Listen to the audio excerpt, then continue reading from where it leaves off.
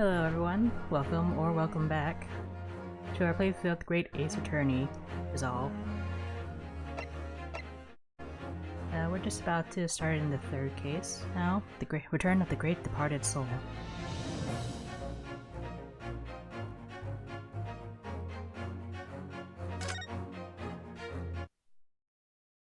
Let's see what we get ourselves into this time.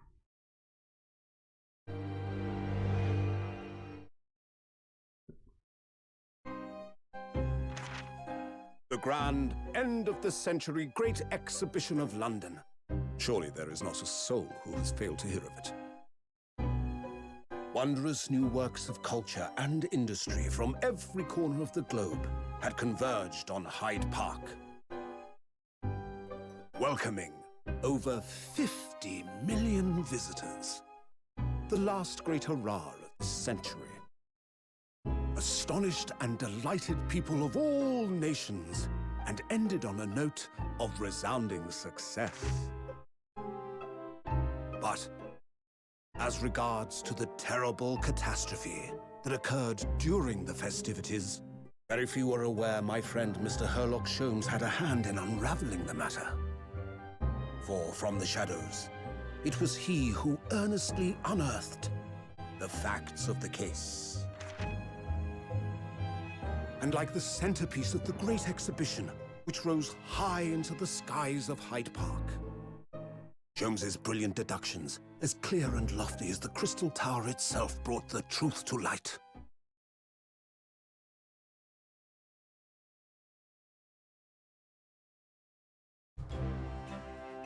We're here at the showground of the Great Exhibition, which is absolutely packed with people. The weather is unusually fine, and we're about to witness a most extraordinary scientific experiment. Ladies and gentlemen, the 20th century will see steam engines and electrical power dominate the world. Horse-drawn carts will give way to the motor car. Ships will sprout wings and take to the skies. And today, we showcase even more advanced technology, a glimpse into the future. A world first, a demonstration of my super high voltage instantaneous kinesis machine! A man will literally be disassembled by a pulse of high voltage electricity and beamed to another location. Whereupon his body will be reassembled by a series of complex calculations exactly as it was before. I don't trust this.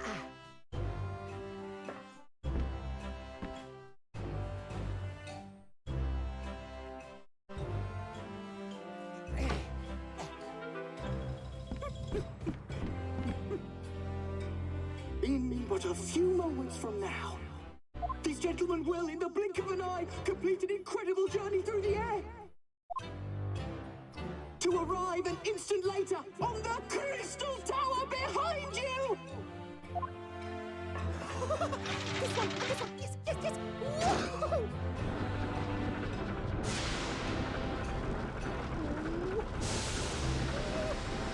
Yes!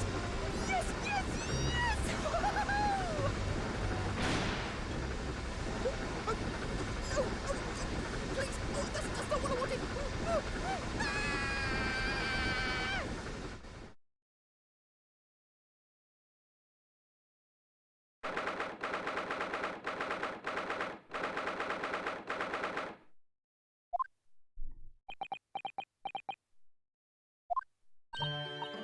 You know, when are you listening? Oh, sorry. What was that, Iris? What's the matter with you? You've been miles away all morning. Didn't you like what I cooked for breakfast? No, that's not it at all. What were we talking about again? Today's paper. It's full of news about the Great Exhibition again. Ah, yes, the Great Exhibition. I'd like to go sometime.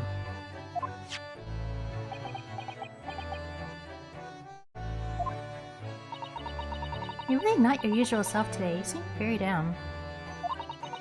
Would you agree, Hurley? Mm-hmm. Did you say something, Iris? Oh gosh, you're even more down.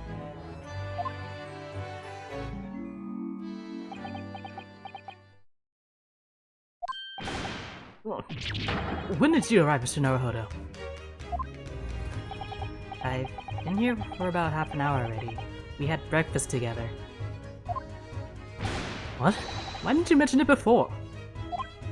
I thought you might have known I was here, you know, because breakfast? Iris is quite right. You're clearly lacking in them.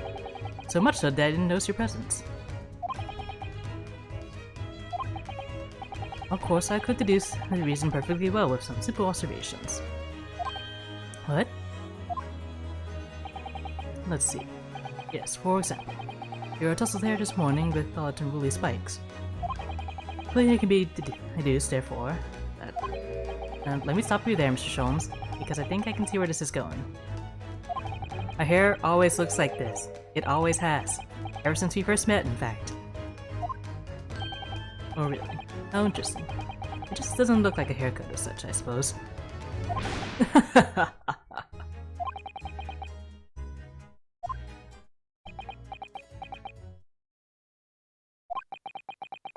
It crossed my mind recently.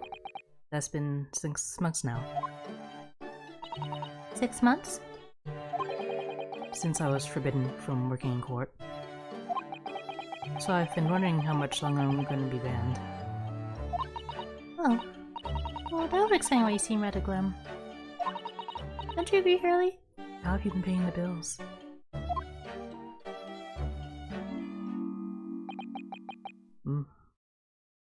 Did you say something, Iris?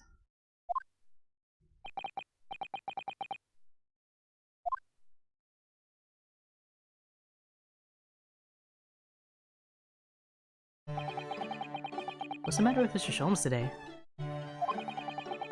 He seems even more down in the dumps than me. I know! And a great exhibition is open. You'd think he'd be excited. Well, why don't we all go see it together? I want to, of course I do, but I can't. Not for the time being. Why not? Why not? Why not? Because I'm a great detective after all.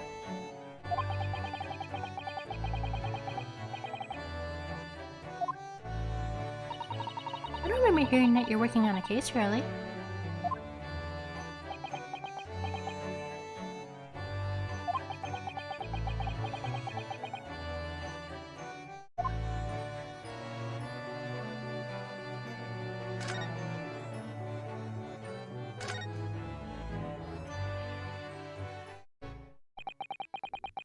Half a year ago now, I took on the defense of a young girl in a trial heard at the Old Bailey.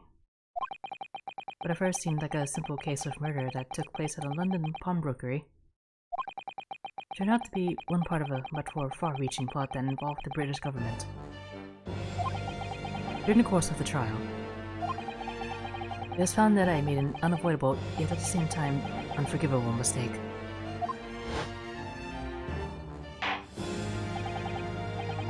Please tell me, the situation is utterly deplorable. Mr. Naruhodo. Yes, my lord.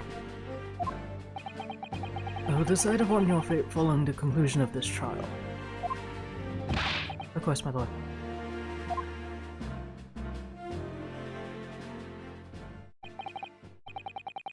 In the end, I had my right to represent people in court revoked. I was told I had to spend my time in research and study, so that's what I've been doing. You have, haven't you, Runo? Putting all these big fat tomes about British law up in your room, and the notes about Sholmes' old cases. Brewing Iris' special blends of tea, fetching my daily bread for me. You become something of a manservant around here. Starting the civil round next to Mr. Naruhodo. Well, I'm thinking of going to ask the powers that be to reconsider. Specifically Lord Strongheart, of the British Supreme Court in Whitehall. If it's pronounced Whitehall. I don't know British stuff.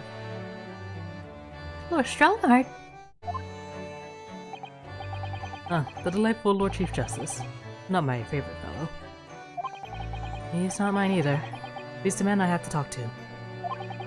He's the only one who can grant permission for me to start working on the course again.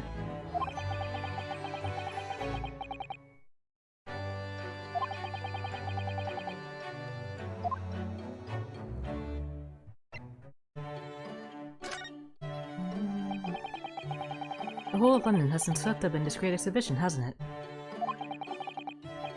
The most advanced science, the most modern technology, the finest works of art and feats of engineering.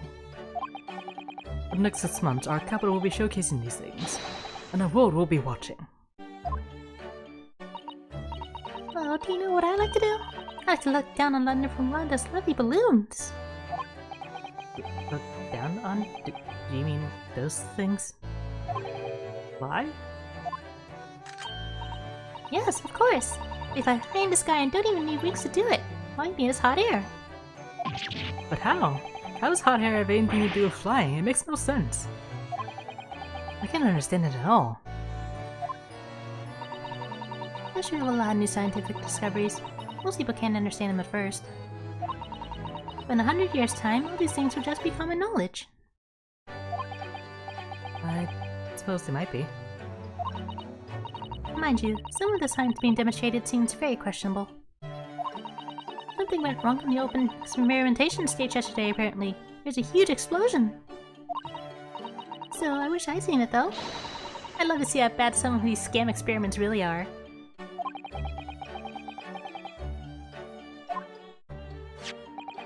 See here.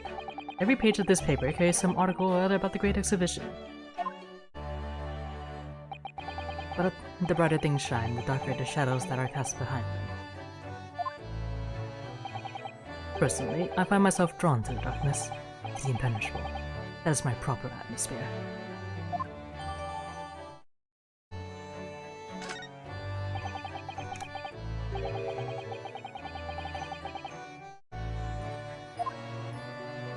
Let's find out.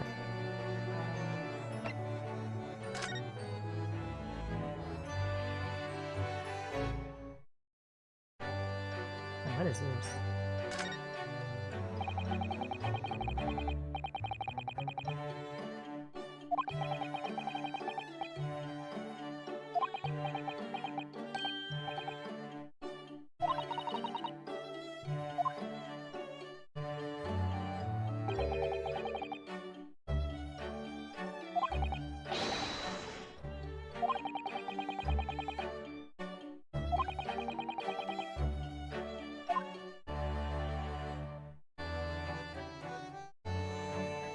Yeah, that's pretty intense right here. Got their swords out and everything.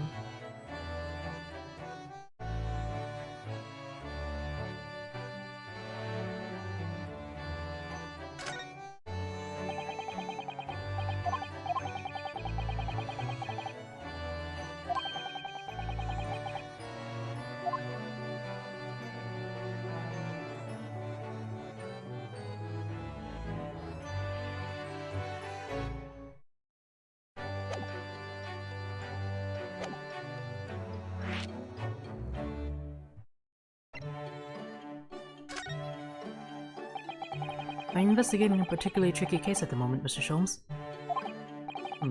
You could say that, I suppose.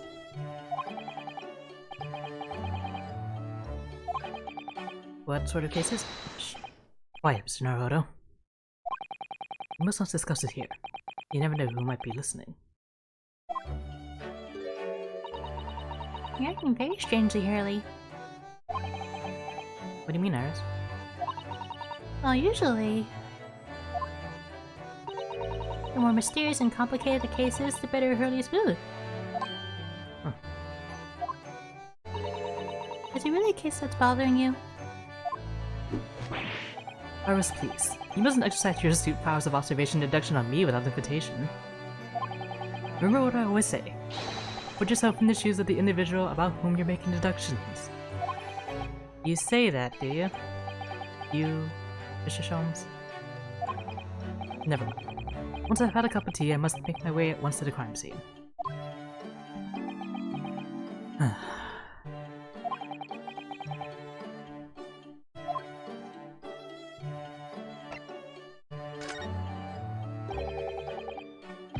It says in the paper that Lord Van Zeeks was attacked. That's terrible. You know the legend of the Reaper of the Bailey, of course, don't you? Only too well, in fact. Yes.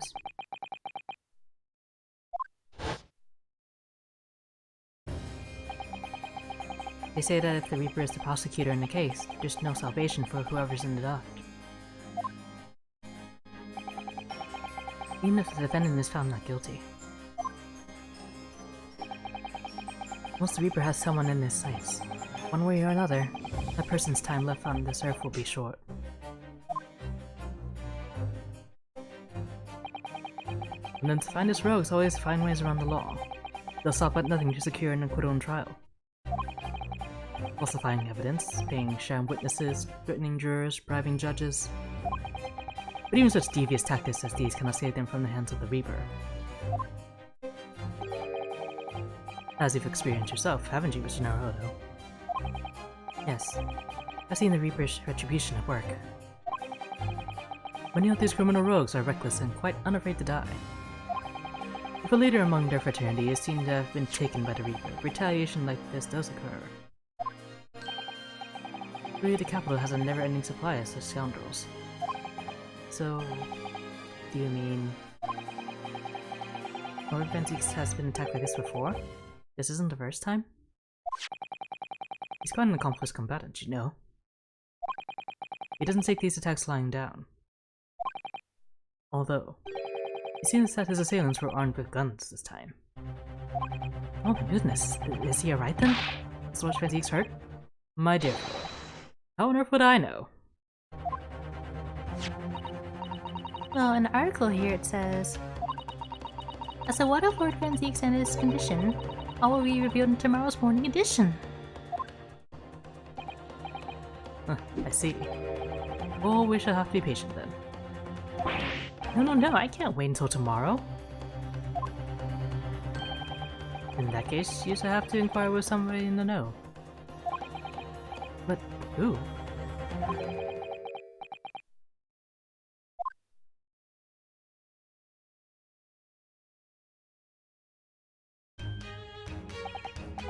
Well, I must be leaving now. Yes, understood. See you later, Mr. Sholmes. You really are a shameless liar sometimes, my dear fellow. What? You seek to put me off my guard and follow me, don't you? Well, you will be wasting your time.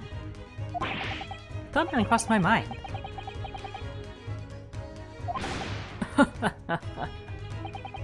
Well then, see you later indeed.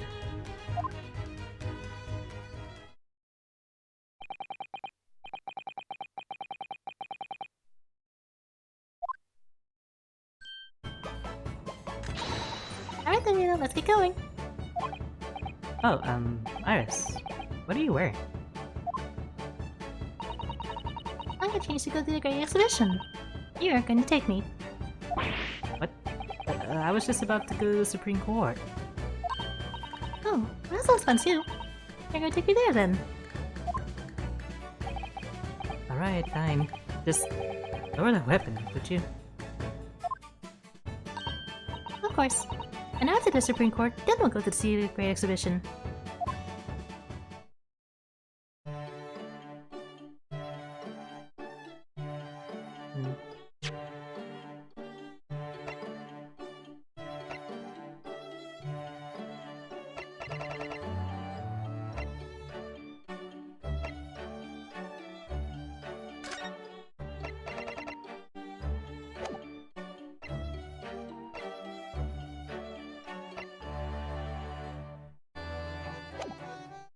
Can't access the weapon from here.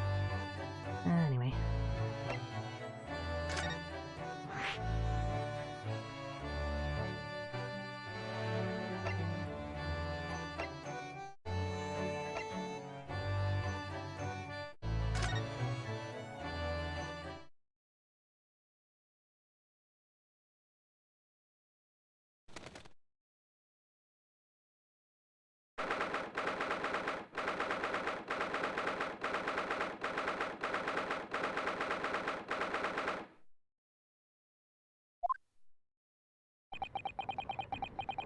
It's been about 6 months now since I was last here. But some things never change. Like the sense of foreboding I always seem to feel in this place.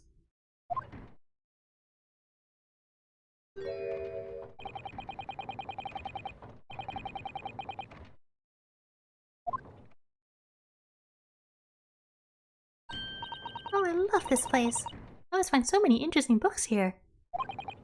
Of course. I was forgetting that you've been here before.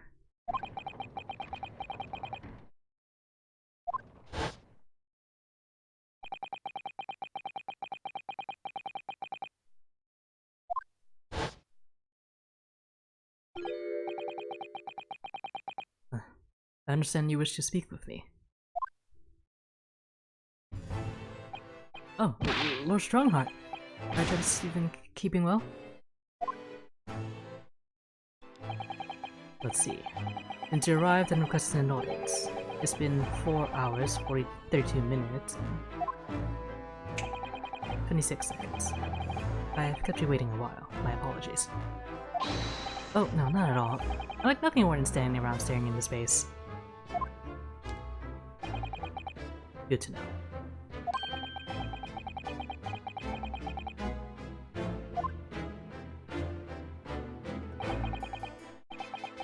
Mal Strongheart, Lord Chief Justice of London. He's the man who allowed me to start practicing as a defense lawyer when I arrived in Britain as a student. You don't need to savor the air for a moment in his grand office to understand his preeminent status. As you will be aware, the Great Exhibition of London is now underway at last. We're extremely busy as a result, policing the grounds, guarding new technologies, dealing with petty crime. And furthermore, as of next month, we shall open the International Forensic Science Symposium. Oh, I've not heard about that. Investigating authorities from 40 countries around the globe will be taking part, including from your own land. Forensic science is the future. The world must embrace it. As we're the hosting nation, I have much to do. And it is my highest priority. If others must wait for my attention as a result, so be it.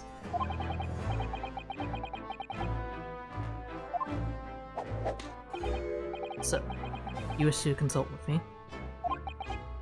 Of course, I can very well imagine what this is about. Thank you for agreeing to this meeting, my lord.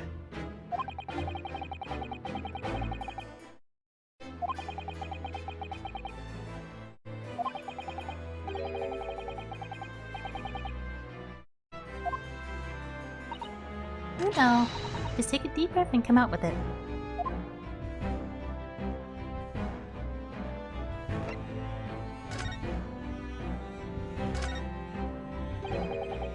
I actually came here today to ask for your permission.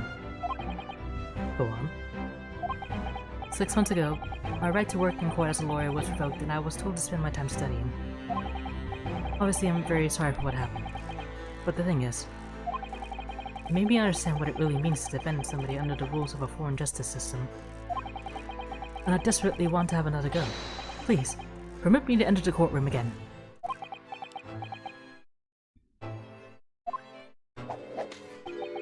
Mr. Naruhodo. Yes? I'm sure you haven't forgotten your position here, have you? At best, you are a substitute for your compatriot.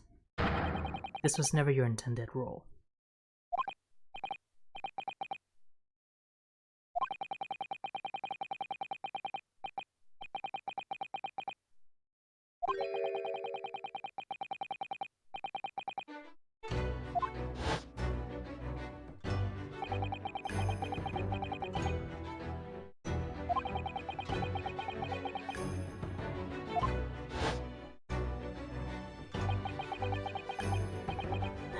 Mr. Hasoge was my best friend, you see.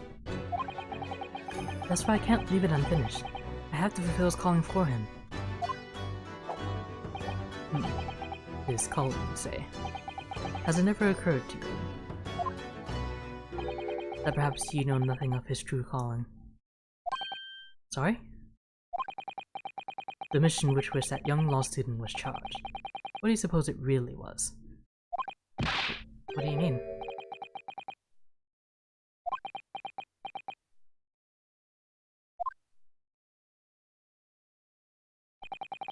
Never mind. I read all the reports you submitted over the past 6 months.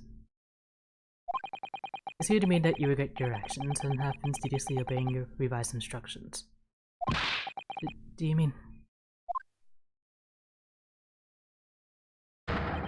As of this moment, I reinstate your license to practice law here in Great Britain. Thank you. Thank you so much. That's wonderful news, Runo. In fact, I believe I have the perfect case to mark your comeback.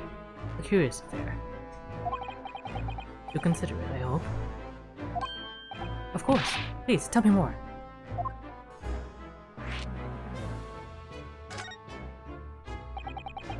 You described it as a curious affair? Yes, that's right. I believe it was reported in the press. Are you aware that there was a serious accident at the Great Exhibition yesterday? Oh, no. Yes, I read about it. A professor from Germany tried to carry out a crazy experiment. Let me see. How was it described? Super high voltage instantaneous kinesis, I think. Instantaneous kinesis? As in moving things with a click of the fingers? That's right. It's just what my herbal blends need. A dash of devil may care.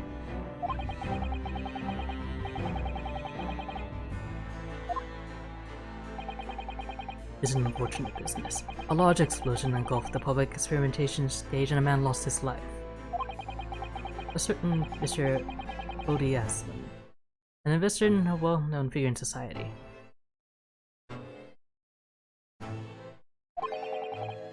A large explosion? A man died? The man responsible for the experiment was Professor Albert Harebrain. He was detained immediately after the incident, and is due to appear in court tomorrow. On a charge of murder. What? Murder? If you intend to take on this offense, you should hurry to meet with him at the prison. There's very little time left for you to carry out any kind of investigation.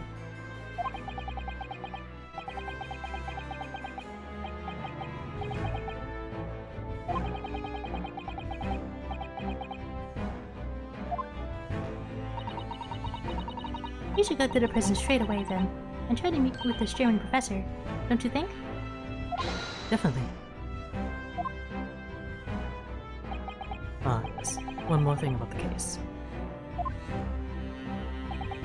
There's a connection with our mutual acquaintance, the Reaper. Oh.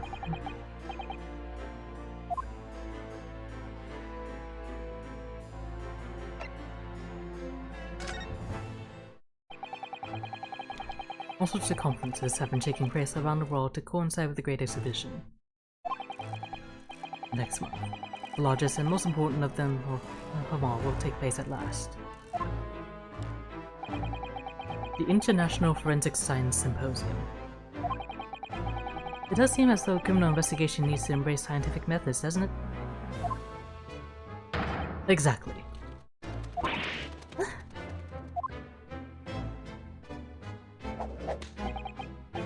London, the global epicenter of culture, science, and wealth, now has a population exceeding 6 million. Sadly, crime in the capital is growing at a similarly startling rate.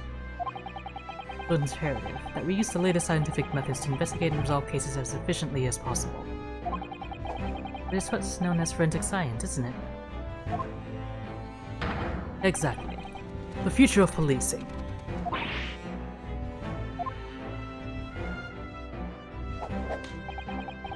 Regrettably, however, Britain is currently dragging its feet when it comes to the adoption of forensic methods. Oh dear, that's alarming. Exactly. It's extremely alarming. Where are all these birds keep coming from? If I were Her Majesty's Attorney General, you can be sure. The numbers of crimes committed and resolved in London would be very different to your current figures. I can cite 12 solid documents and 223 individual reasons to support my claim. Sorry? By way of apology for keeping you waiting earlier, I shall detail everyone now. What? Oh, how fascinating. It all began 15 years ago. I was...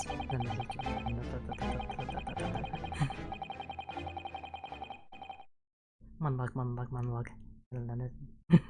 Exposition.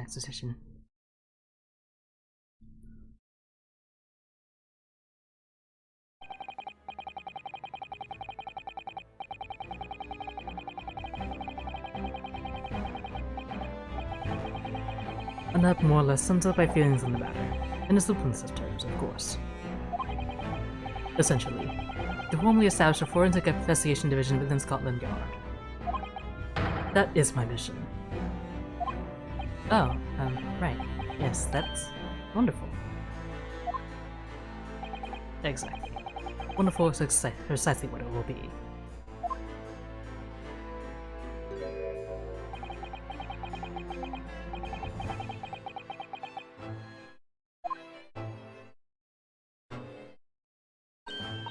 Oh, is it over? Did you learn anything useful? I actually drifted off for the most part.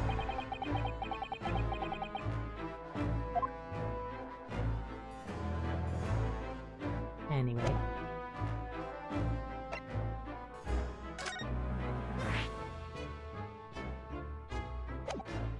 Maybe I should present the article to him about Van Zeeks. We didn't actually talk about that. Oh, that reminds me, have you seen this? The reports of the overwhelming success of the Great Exhibition, of course. No, not that. The story in the back page. What story? The Reaper attacked. Ah, that.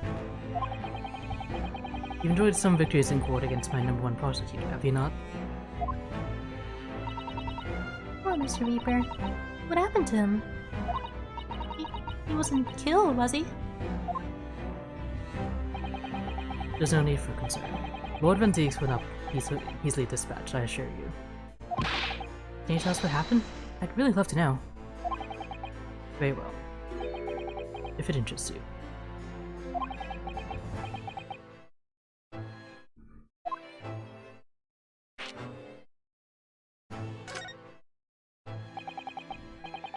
Fortunately, Lord Van Zeeks emerged from the attack unscathed. Street ruffians are no match for that man. He's a very capable fighter. But that's incredible! They were armed with guns! Why was he attacked though? Do we know?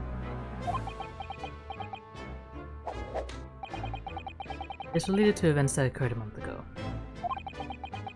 The leader of one of the capital's criminal organizations was indicted and prosecuted by Van Zeeks. But the man was acquitted. I have no doubt large sums of money were involved behind the scenes. Large sums of money? A deplorable situation. Members of the jury were bribed, it seems. However, despite winning his freedom, the man in question met a dramatic end yesterday. But you're not suggesting that's the work of the Reaper, surely? The victim's henchmen certainly seemed to think so. He was a man who had a name of Asmund, Mr. Ode Asmund. Did you say Asmund? That's the man who died in the big explosion at the Great Exhibition! Yes. Known publicly as an investor, but in reality, the head of a significant criminal organization. Well, if you know, why hadn't you arrested him sooner? I wonder, could I ask you something, Lord Strongheart? Try. Why do you use Lord Van Zeeks as a prosecutor?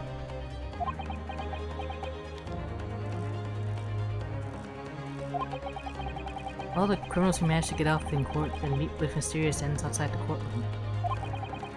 I'm fearful that they seek to strike at Lord Van Zeeks first. I know there's no evidence that he actually is the Reaper in that sense, but still. Something's clearly going on here. I have Anzi's work for the prosecution service for 2 reasons. Firstly, the man is the best prosecutor in the capital, bar none. And secondly, any deaths of criminals that have occurred outside the courtroom following his trials are nothing to do with him. But that doesn't make sense. How can you explain the way so many have died if not by someone's hand? Bendix may have earned himself the moniker of the Reaper, but he's no killer. So you will continue to prosecute on behalf of the Crown. Unless he wishes otherwise, of course.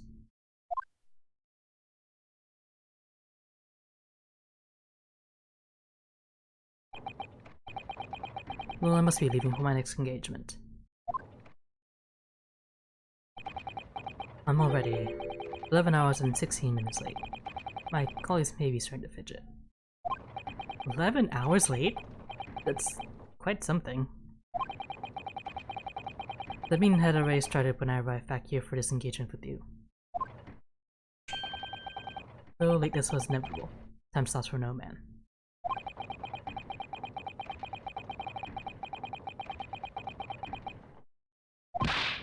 Oh yes, where would I find Lord Bendix now? I would assume he's at his office.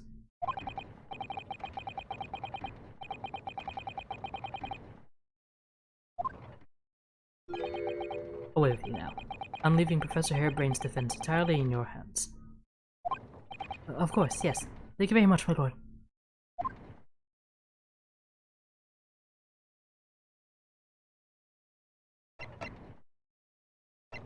And away with me.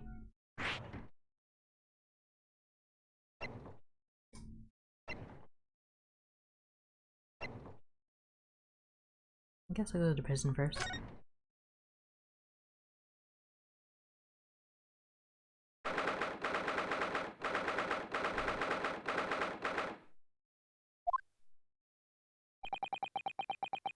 The one said cell 11. That's this one.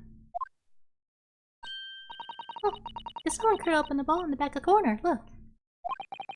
What's his name again? Professor Albert Harebrain, wasn't it? Excuse me, Professor Harebrain?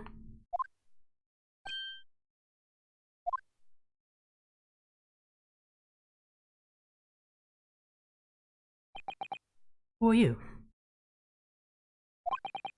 I'm Ryunosuke Naruhodo. I'm a defense lawyer. A lawyer? A lawyer, you say? Would you be here about the experiment? Are you going to defend my hypothesis? Your hypothesis? Sorry, I don't... Yes, it is demonstration! That magnificent demonstration was... It was an out-and-out success by anyone's calculations. But despite that, no one listens. No lawyer believes in the science. When it's explained, they'll leave at high velocity.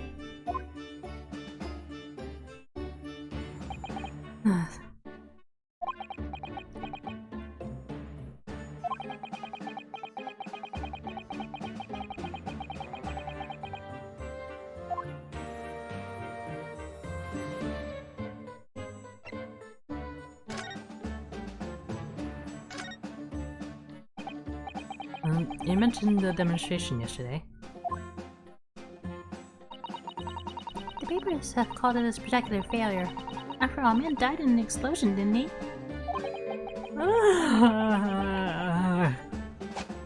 Yes, you could interpret the results that way if you really wanted to. Well, I suppose in the strictest sense. The experiment was a failure, but at the same time it was a great success. You've lost me. I saw it with my own eyes. Right there in front of me, Mr. Aspen's response hideously disassembled. Until then, everything was going exactly as my calculations had predicted. At that point, he should have been beamed to the Crystal Tower by instantaneous kinesis. However, the machine exploded and Mr. Aspen in fact perished. Yes, I can't deny that part of the experiment was a failure. So what you're really saying is, the large explosion that killed Mr. Aspen was an accident, correct? But the victim exactly was arrested on suspicion of murder.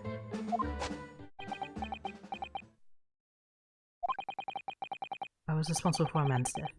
That is the immutable truth here. And for that, I wish to be punished. At once. But... Murder? Never in a million years. It was an accident. Simply an accident. I see.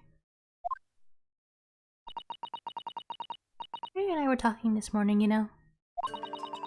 He said the situation would change completely depending on whether it was treated as an accident or murder. How exactly? Well, if it really was an accident, then the professor's machine would be kept in protective custody. On what grounds? Yes, it's still established here in Britain. The Special Dispensation for Scientific Equipment Act.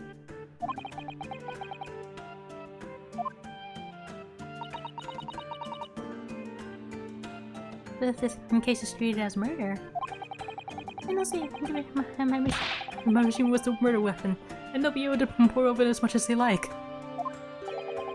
They'd examine it in detail to find out how it's made, and then they'll be able to copy my idea. My precious hypothesis will be stolen. The machine must be protected from that at all costs. That's why it's imperative that this whole incident is shown to have been an accident in tomorrow's trial. I see now.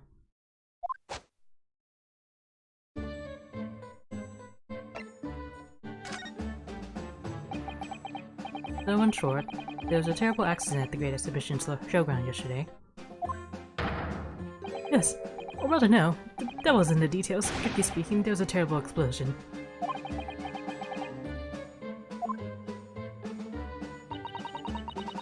You were demonstrating super high voltage instantaneous kinesis, weren't you? How fascinating.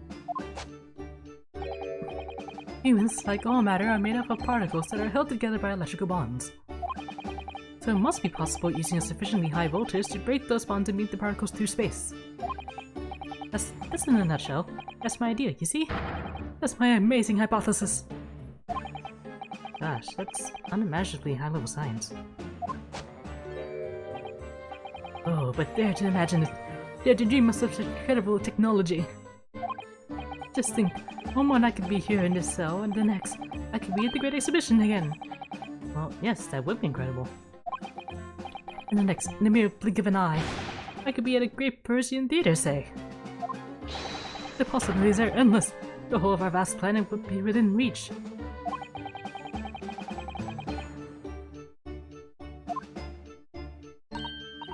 I don't really see it like that. What do you mean, Iris? Well, if you could travel anywhere in the world instantly, the planet wouldn't really seem vast anymore, would it? I don't think we'd feel like it had shrunk. My word, that's exactly right. What are the implications? What does this mean?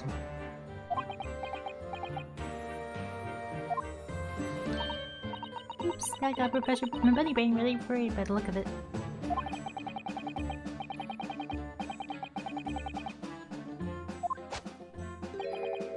The point is, my calculations are flawless. The science works. But without a practical demonstration, it means nothing. And that's always the fly in the ointment. Because practical demonstrations cost a lot of money. Money that young scientists like you don't have. That's exactly it, yes. Others always complaining about it. Because the government should invest more in science. Well, anyway, I bumped into him at the right time.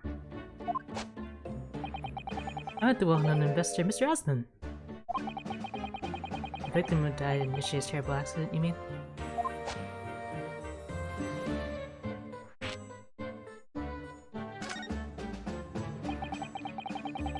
The full name of the man who died in yesterday's accident was Mr. Odie Asman, wasn't it?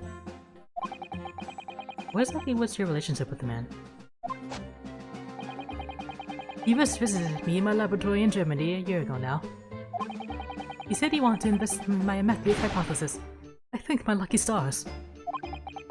I see. So you hadn't really known each other until then.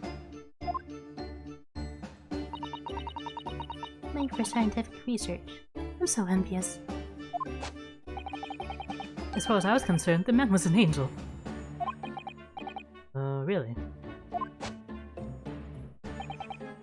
An archangel even. He is prepared to fund a practical demonstration of my hypothesis for presentation at the Great Exhibition. And if that went well, I could expect additional financial support for my research from the British government. Mr. Aspen provided me with money and an exceptional engineer. He produced the machine in my precise specifications. But then your dreams were blown to dust in one enormous explosion. As you can see, I owed everything to Mr. Aspen. I would never, ever have thought of taking the man's life.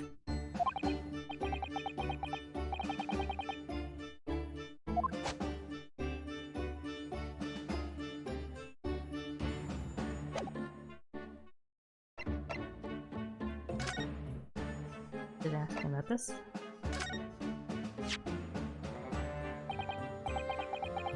How could this have happened? Yeah, he must feel awful. As well as the man losing his life, the Crystal Tower was greatly damaged too. I know what happened! It must have been that. That? The day before the demonstration, I had my usual meal of frankfurters at the hotel restaurant. When I paid the bill, they gave me 3 shillings too much in change. But instead of saying anything, I just slipped the coins into my pocket. They're still there now. It's divine retribution for my wrongdoing, that's what this is.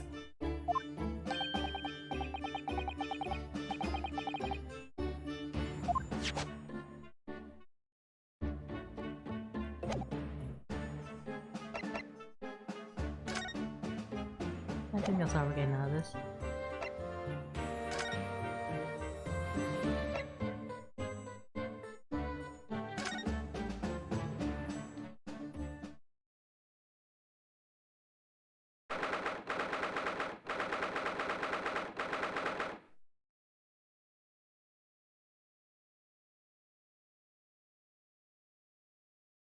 This is a fancy painting.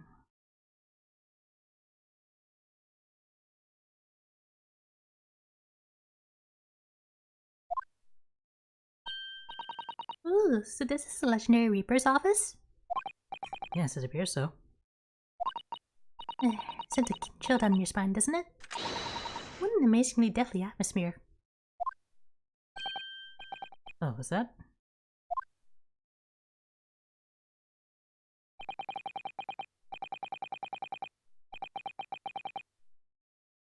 It's an assassin. What are you doing here? Oh.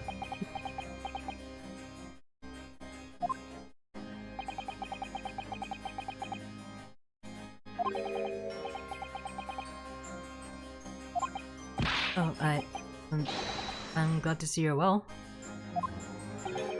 I am.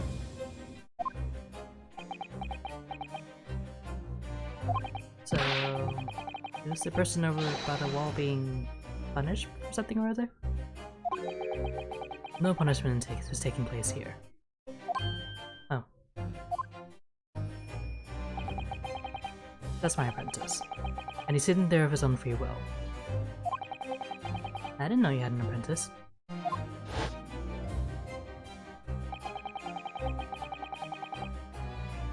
Yeah, the fancy mask. And this prosecutor's office is hardcore.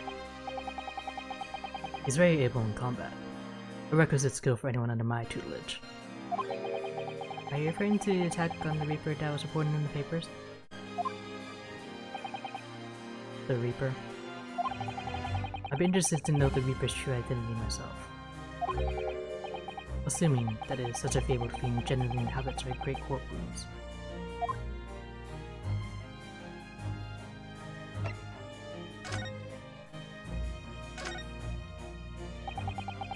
The Strongheart said that the assault last night was some sort of revenge attack. True. Carried out by henchmen of Odie Osmond's criminal organization. The investigation meant their arrests were imminent. Presumably some hoped to kill me before that happened. Odie Osmond. He's always masqueraded as one of London's most powerful financiers, a global investor.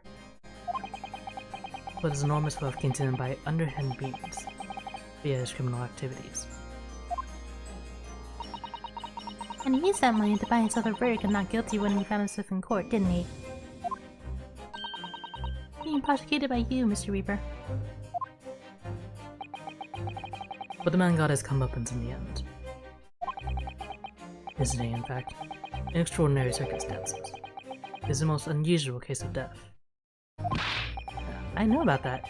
It was super high voltage instantaneous kinesis gone wrong. Mr. Aspen died when the demonstration on the public experimentation stage ended in an enormous explosion. Correct. And you think I have some kind of divine ability to cause an accident like that to happen, do you? Well, no, that does seem a little far-fetched.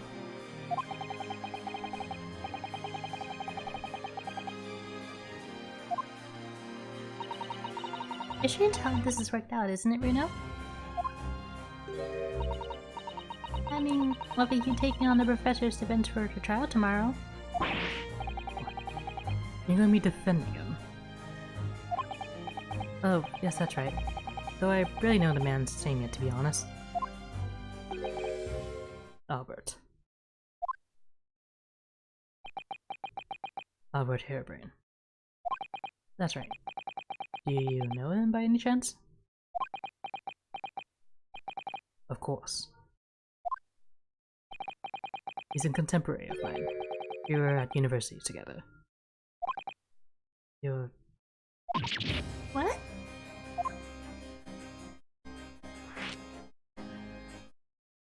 This means like a classmate, right? I understood that Professor Harebrain was from Germany, though. Harebrain's from a respectable British family. After graduating from the University of London, he moved to Germany to carry out research, that's all. So you were students together. I was in the Faculty of Law, of course, and he in Science, so our paths rarely crossed. But curiously, we got along, though I've not met him since my university days. I certainly didn't expect our next encounter to take this form. And with you, of all people, representing him.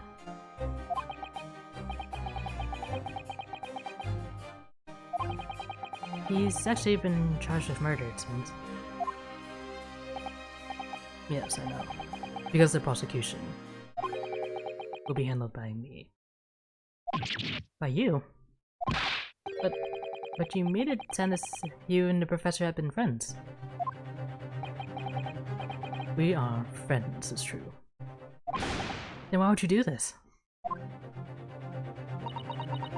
If the Reaper is the prosecutor, there's nothing anyone can do to save him. He's doomed.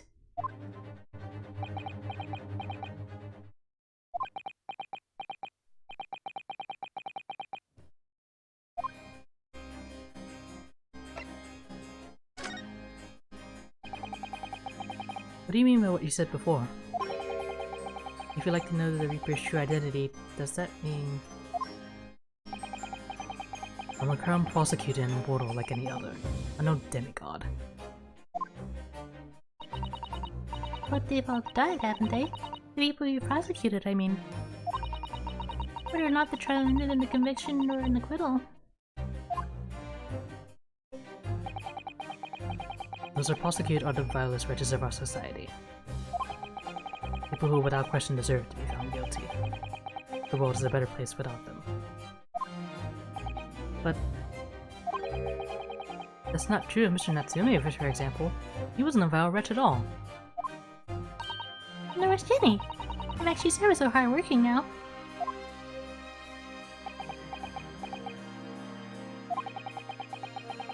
I can't deny that since I have encountered you, things have taken a turn. But the point is this. If any of those vile wretches that escaped justice subsequently died in mysterious circumstances, it was at the hand of their own kind. It's not my work. Well, Strongheart said the same. He believes you're not involved in it anyway. But you were attacked by those ruffians because they believe it's true.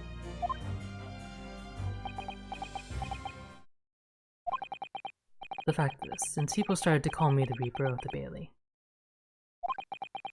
The number of serious crimes in the capital has dropped substantially. Oh. It would appear that even the most hardened criminals can be made fearful for their lives. Do you mean to say... I mean to say that if my pseudonym serves a useful purpose, I adopt it gladly, and with honor. But when you're in danger, you could be killed! But that is my fate, let God decide. Lord Antiques.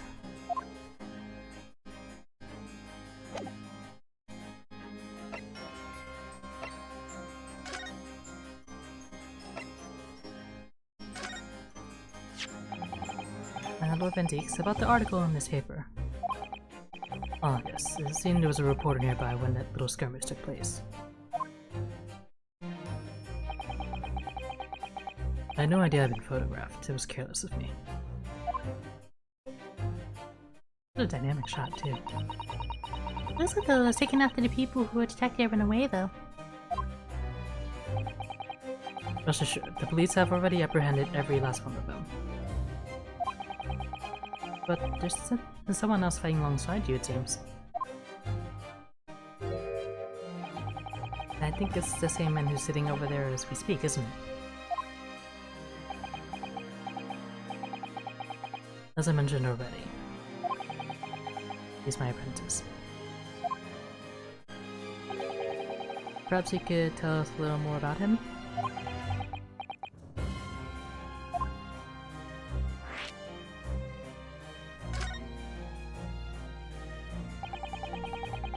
He is my tutelage to become a prosecutor. So you can say he's my apprentice, I suppose.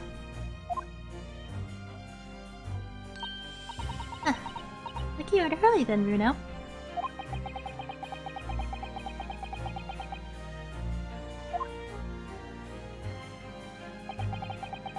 He's currently compiling a report about last night's attack.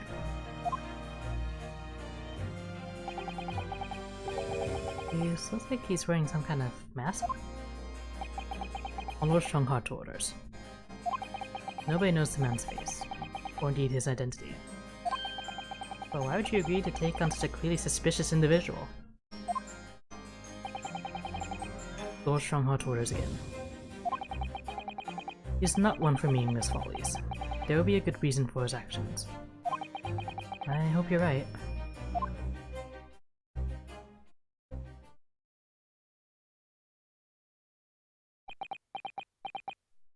Hello?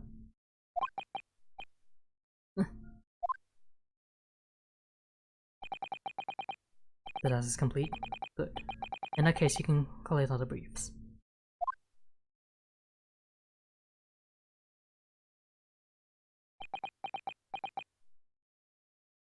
Mysterious.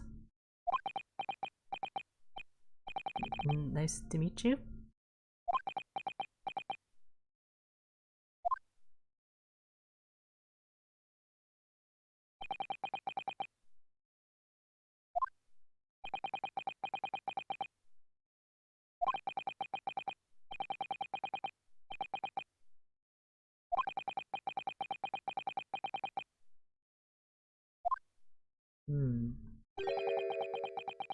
Don't bother trying to converse with him. He says nothing to anybody from outside this office. Well, Strongheart has strictly forbidden it. Oh, I see. Why are you so interested in my apprentice, anyway? Oh, no, I mean, sorry, I didn't mean to...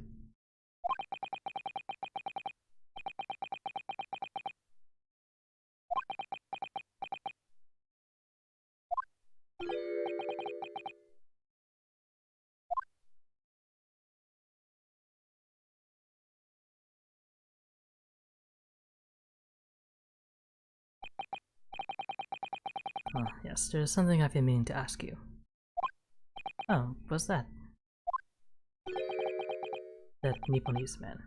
Is he faring well? Sorry? The one arrested twice in succession 6 months ago, with the stoop, and the mustache, and the jitters. Ah, Mr. Natsume, you mean? I'm not sure he'd be very pleased to find out you identified him from that list, Runo. He's fine, thank you. In fact, I received a letter from him by international post only the other day. I see.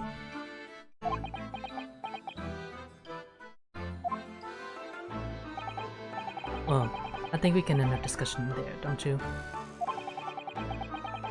There's little time left before tomorrow's trial. I advise you to spend investigating the case. Yes, thank you for the advice. And for the conversation.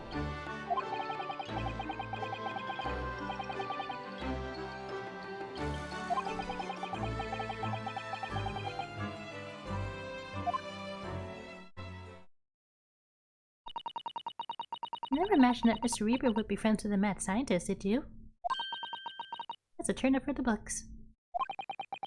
A mad scientist? Oh, you mean Professor Hairbrain?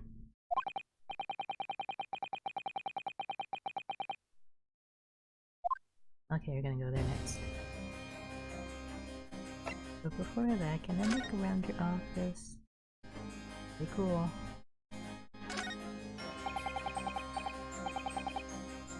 Real stylish.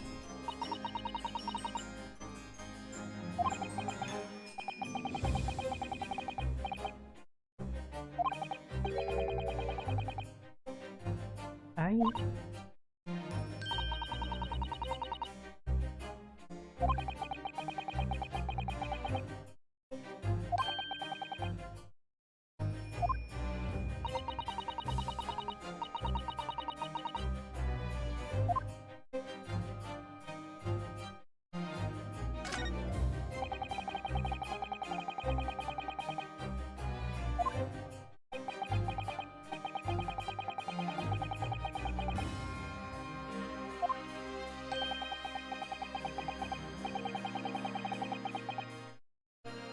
I know you just throw them around willy-nilly.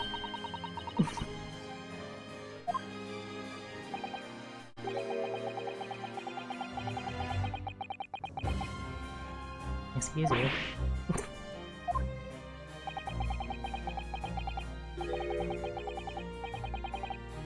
You're the one defiling them.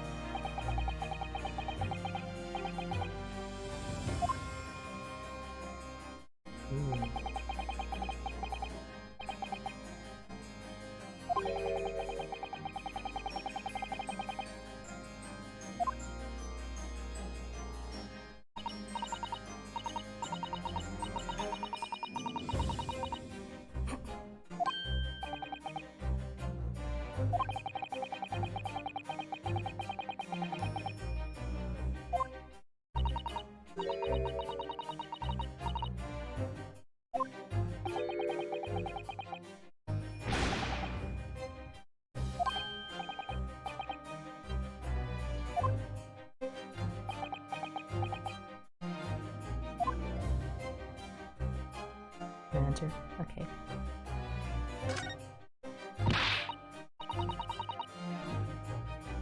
Wait, are you just saying Brock and Zeke isn't handsome? I'm a little bit.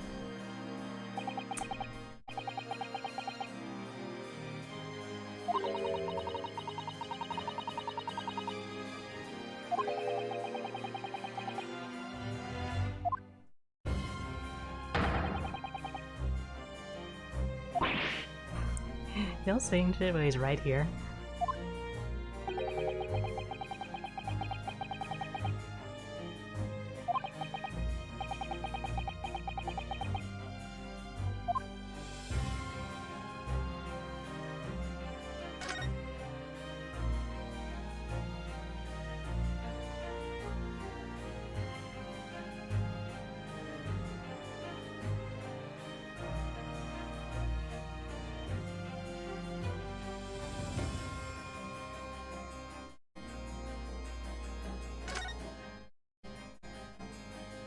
Oh yeah, there are bats here. Ah.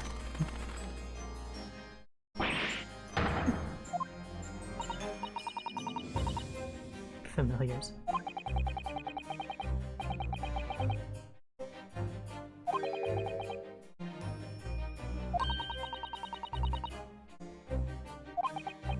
Can people be considered familiars? I don't think so, right?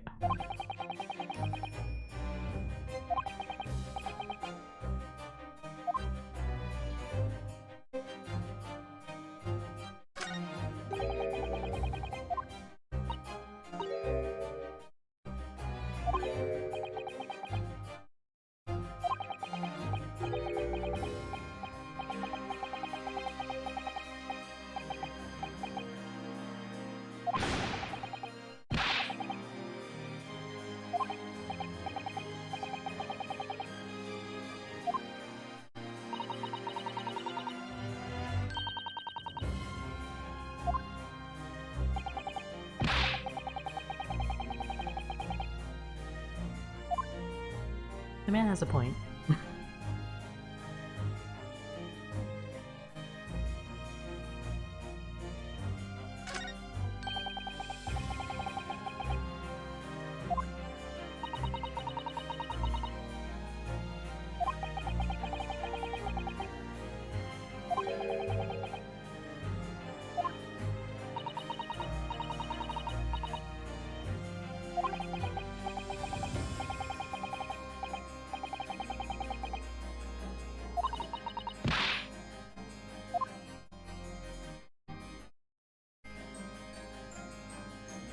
I mean, the rigor mortis probably could get him.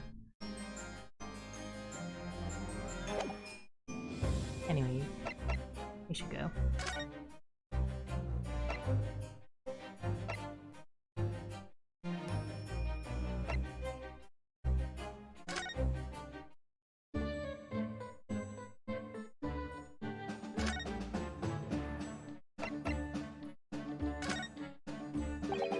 I understand Lord Manzix is a friend of yours from your university days? Yes, that's right. He was studying law whilst I was studying science. What was he like back then? A good question. Unassuming, gentlemanly, an all-around nice fellow, really. Sorry, I think you misheard me. I'm talking about the cold-hearted, merciless prosecutor, Barak van Zieks.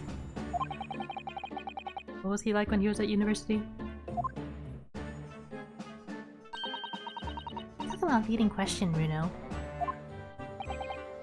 As I said, an unassuming and extremely pleasant gentleman. After all, he is the little darling of the Van Zieks family, with all its great aristocratic origins. I didn't realize he had quite such noble blood. Little darling? It was a bit of a shock when I came back to Britain and learned what he'd become. The Reaper of the Bailey, no less.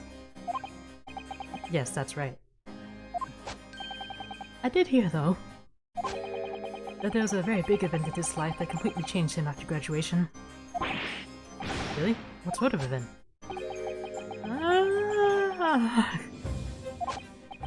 I'm sorry, but I don't know anymore. I wasn't in the country at the time. I was in Germany already. Oh, yes, of course.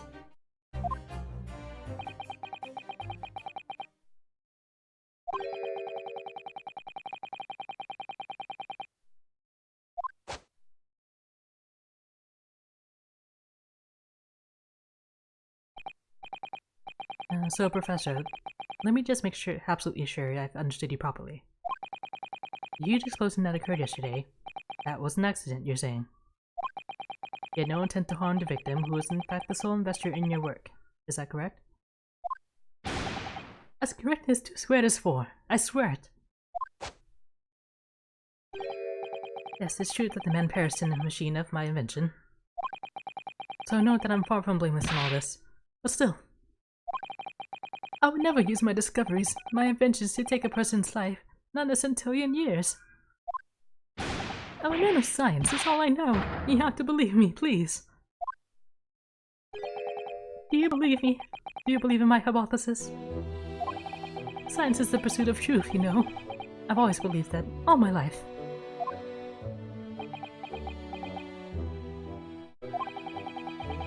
I'm afraid I don't know much about science, or your theories, but I do believe you, and I will fight to prove your innocence with all my might. I'm a man of the law, that's all I know. You have to believe me, please.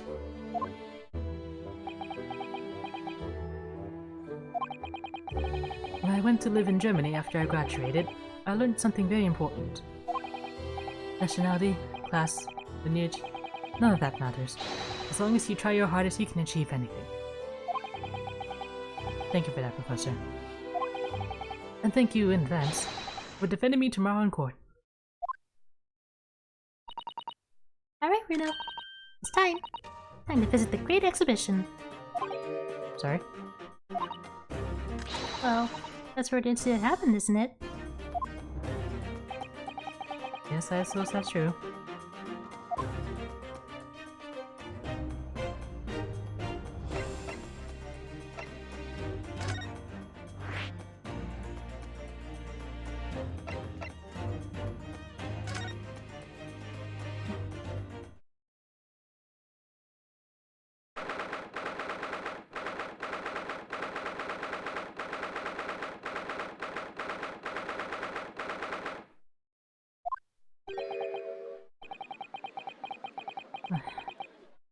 Showground's a little too big for my liking. We've been walking around in dense crowds for 2 hours now. I felt myself swooning 3 times. There are a lot of people, aren't there? I've almost been trodden on 3 times too. Careful, would you, Iris? Don't let go of my hand.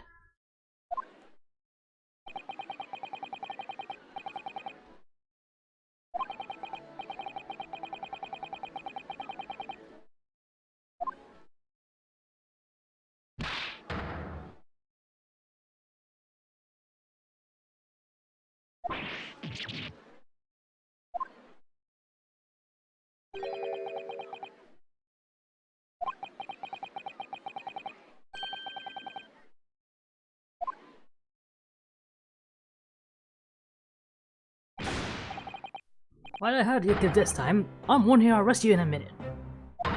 Oh yeah? Go on, Inspector, give it a shot. You ain't got no evidence and you know it.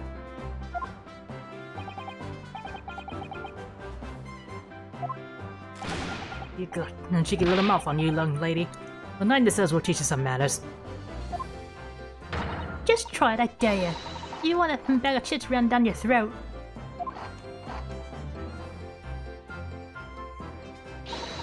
Yoo-hoo!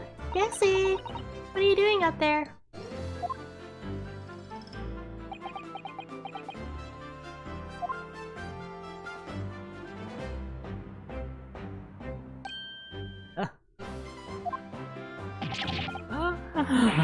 It's you here. You're here. Here you are. You here. Your ladyship. Oh, your ladyship. I do hope you wear your ladyship.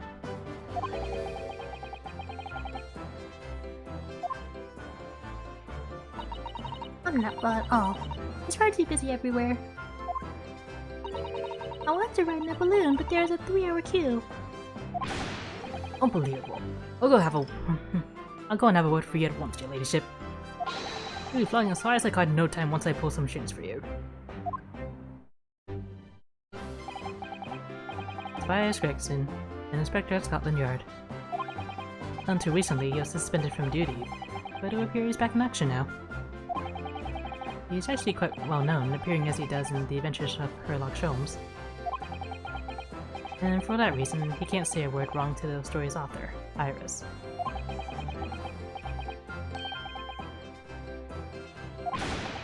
Watch it, Sunshine. Sorry. What gives it? Don't tell me you're on this case. Yes, I'm acting for the defense. So we're here to investigate. Dear me, that's the situation, is it?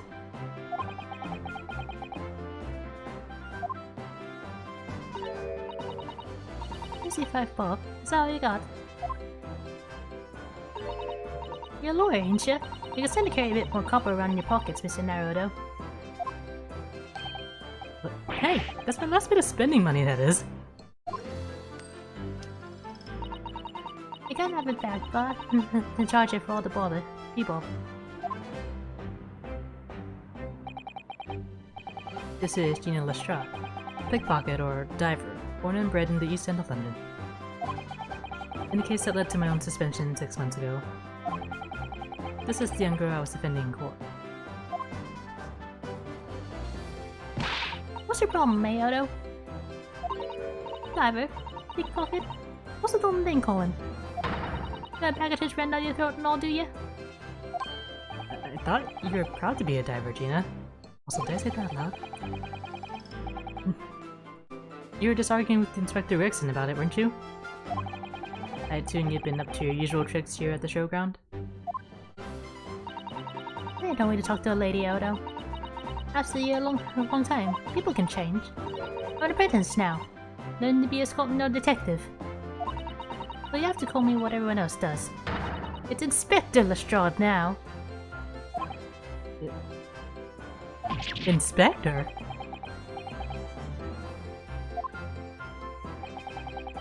The Inspector part isn't entirely accurate. No one calls her that.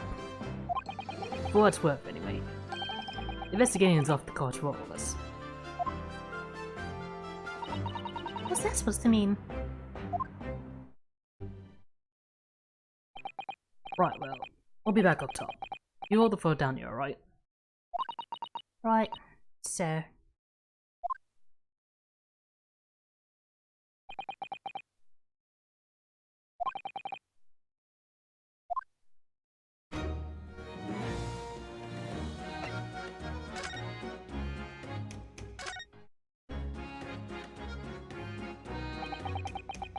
It was 8 months ago now that I first encountered Gina, in connection with the case I was working on. At the time, she was living in the East End with a group of other orphans.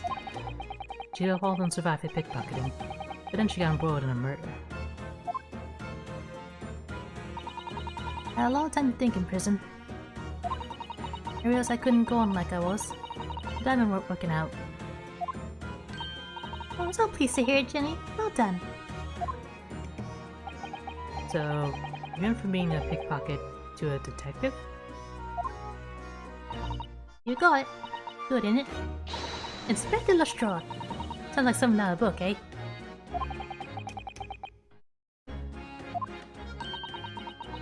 And then there's this old man to think about. As his father, you mean? Yeah, I promised her, didn't I? I said I'd get all the police forces around the world to pull out all the stops looking for him. Just a small promise then, nothing serious. Oh, Jenny, you're so sweet.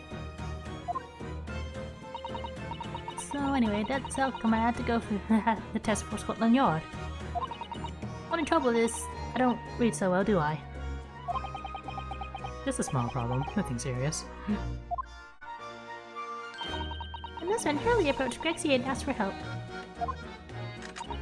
So the inspector said he'd take full responsibility for Ginny and made her a sort of apprentice. That was very magnanimous from Inspector Gregson, and brave. Well, you know, Hurley, he enjoys finding ways to make people do what he wants.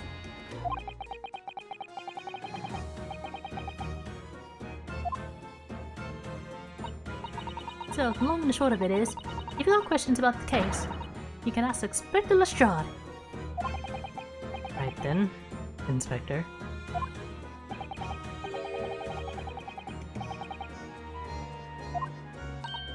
Oh, what, Runa, what? Well, 6 months ago, Gina was the defendant in a trial prosecuted by the Reaper. A trial in which she was found not guilty. And yet, here she is still. Come on, you're not so on about that, are you? There isn't the Reaper or whatever it's called. Oh, you don't have to worry, Hodo.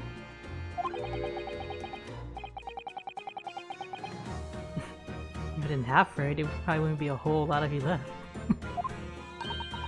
It's like I told you before, isn't it? Reaper's kinda like him upstairs. Who knows what I'm like on the inside? That ain't really done nothing wrong.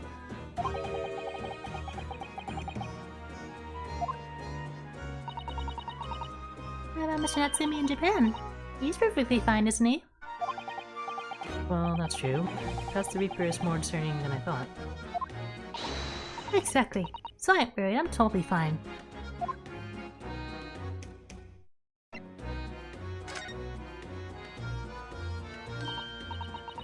Oh, it was out of this world it was. The brain bloke put a bunch of levers on this machine and suddenly it started billowing smoke. Then it just went pop. I haven't seen a better experiment here yet. Sorry? You mean, you saw it, Jenny? With your own eyes?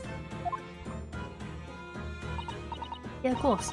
The boss is in charge here, ain't he? We're keeping everything running smooth, I mean.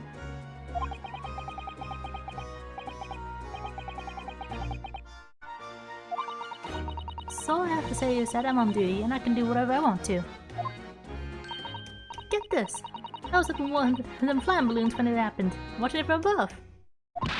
No! You're so lucky, Jenny. Maybe I should join Scotland Yard too. Yeah, do it. You know how to put the boss in this place already, right, Iris? You have no trouble at all. Got it settled. When do I start? No, you can't join Scotland Yard, Iris. We'll see. And what I don't understand is this. If the machine exploded so spectacularly, how could Professor Bunnybrain still be claiming that his experiment was a success? Oh, right. Well, it was a success, in a way. It was?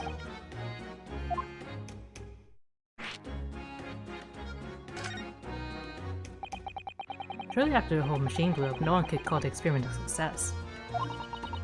It's like I said, it did sort of work. I mean, yeah, there was a lot of smoke and that whooping great bang. Where do you think they found the victim's body, eh? In the crystal tower over there. What?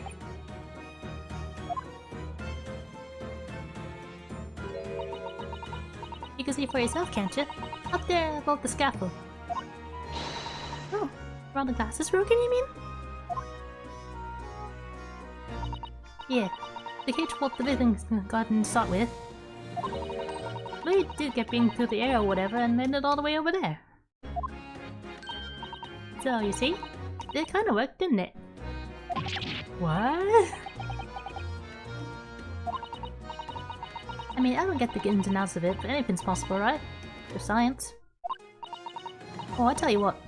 You can have this. It's a plan of the experiment they drew up at the yard. Are you sure?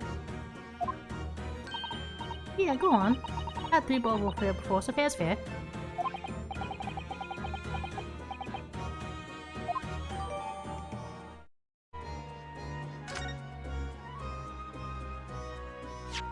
Let me take a look at this.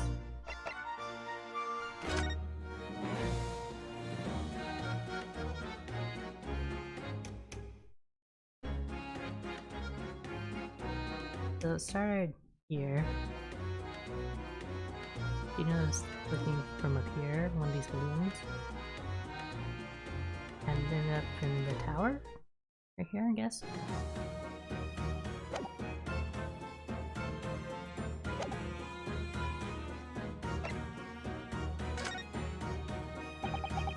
Something Inspector Gregson said before seemed a little strange.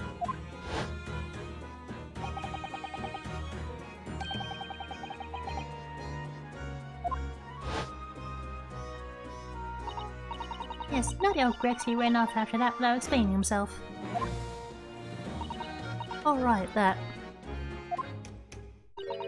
Paul said no one's allowed to investigate that weird machine what blew up yesterday. That's not fair. Representing the defendant. In that case, could you at least tell us what you've learned from your investigations? No, you're not getting it. We ain't allowed to investigate either. Why? What did the boss call him again? The forensic investigation team, I think.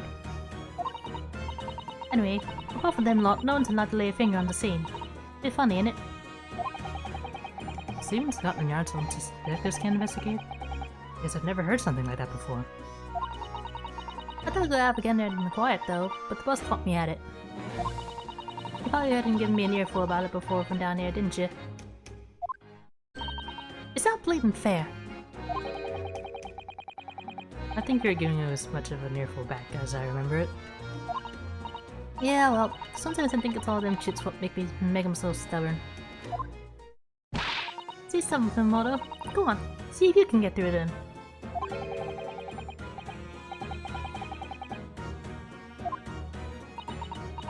We can try, can't we, Runa? Guess you listen to us.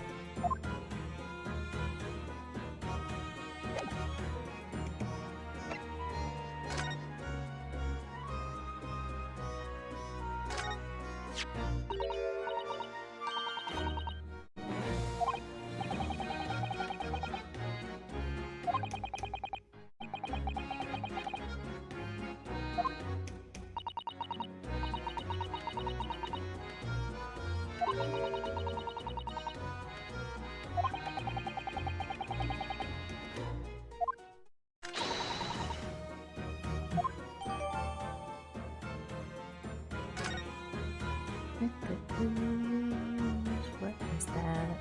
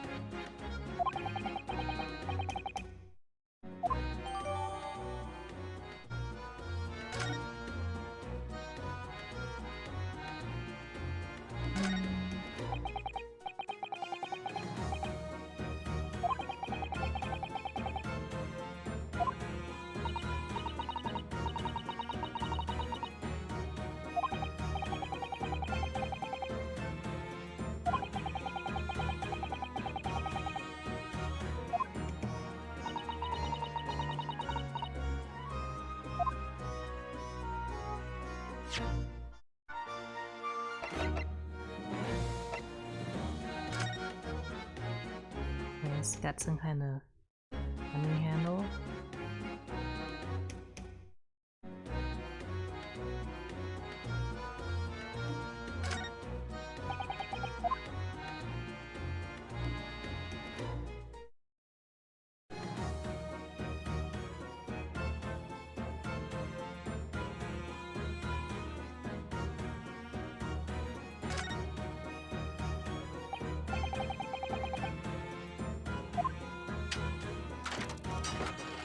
Crossbow.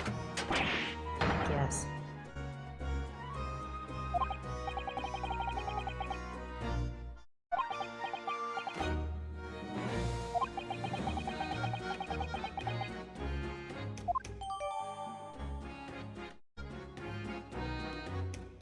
Dang, I want one of these. Look.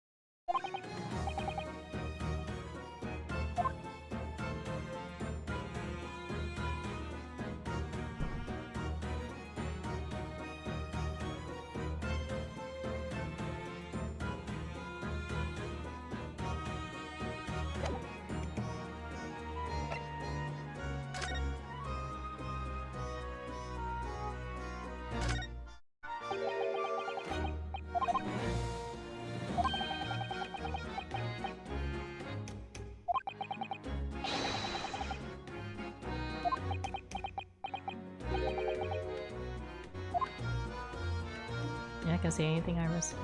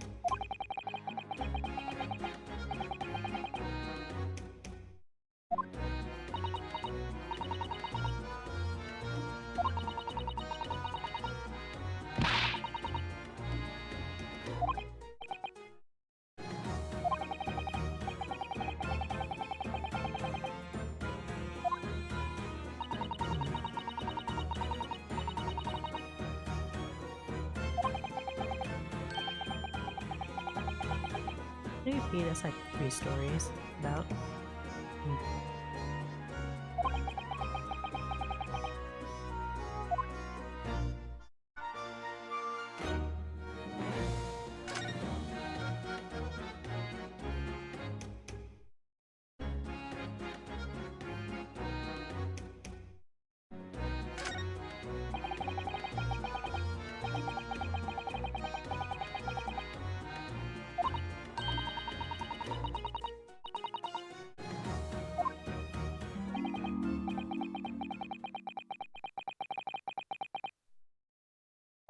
UFOs.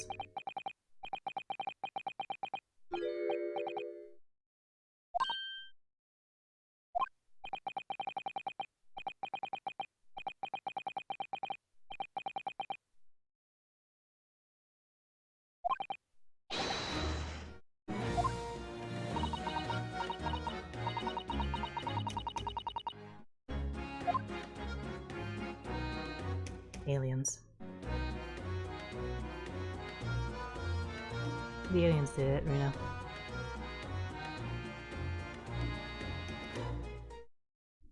A lot of investigating to do today.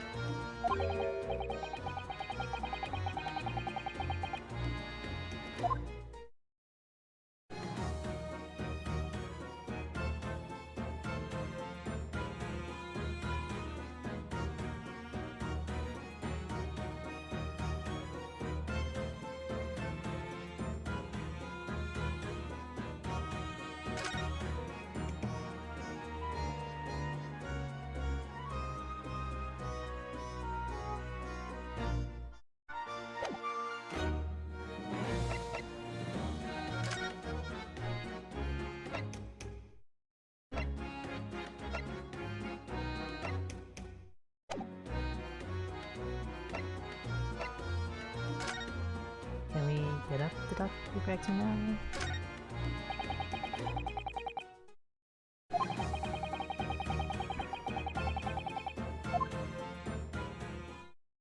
And here we go.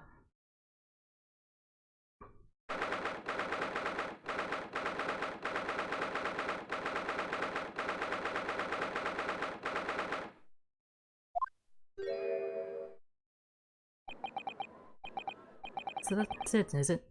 Machine that blew up. Ooh, it must have been a magnificent explosion. I've seen my fair share. You seen like this before, you mean? Of course. I was always doing experiments that ended in a bang. In fact, in his own words, explosives are the very essence of chemistry. Huh. That might explain the smell of burning that frequently comes wafting up the stairs. One time, he made something that exploded with such force it took the roof off the building. I wish you'd been there to see it, Bruno. It's hard to get too excited about that, given that I now live in the roof. Well, anyway, that's enough about that. It's time to investigate.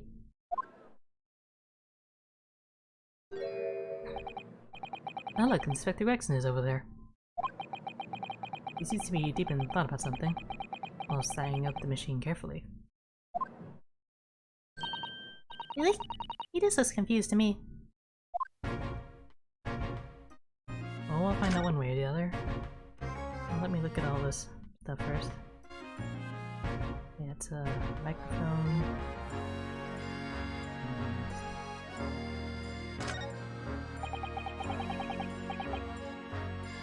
Put this apart magnificently, didn't it? Magnificently. And mercilessly.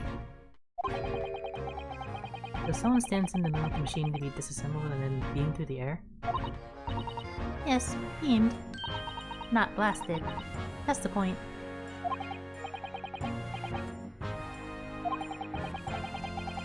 Something like that even possible though, Iris? Oh, Bruno. I'm just a child. How should I know? I'm baby. From what I can tell, I think if you're able to... Stop! Don't touch that. That's practically instantaneous kinesis the way you flew over just now, Grexy.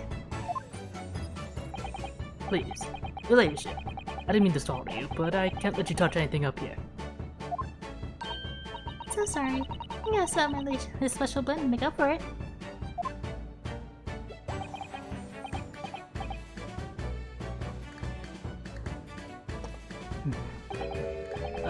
Wonderful. This really is wonderful.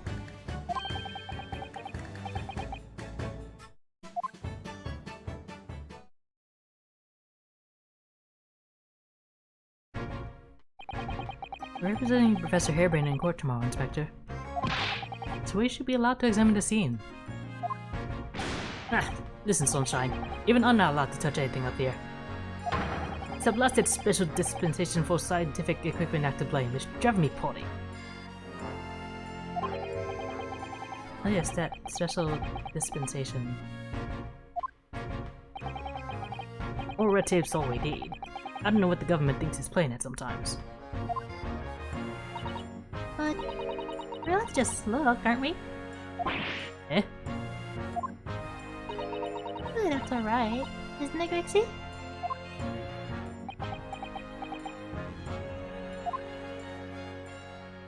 Of course, your ladyship. Anything is at your ladyship. But please don't get your dainty hands dirty, will you? Don't worry. You wouldn't dream of touching anything, you would be, Bruno.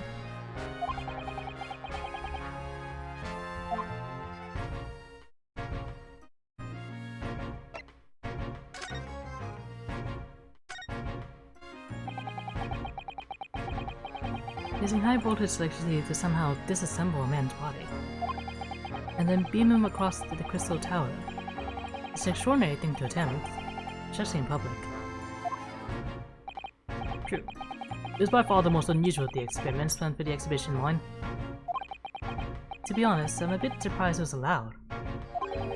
Carrying out something so dangerous with so many spectators present, I mean. The government's doing everything it can to promote new science and technology at the moment. They're more worried about being ahead of the game than they are about public safety infringements. If they can be the first to develop some new technology, it makes Britain more powerful in the future, you see. Yes, I suppose that's true, in a way. So the powers that be are placing a heavy emphasis on scientists' rights at the moment. What sort of rights? They make it so that any theories the brains have remain their legal property, as it were.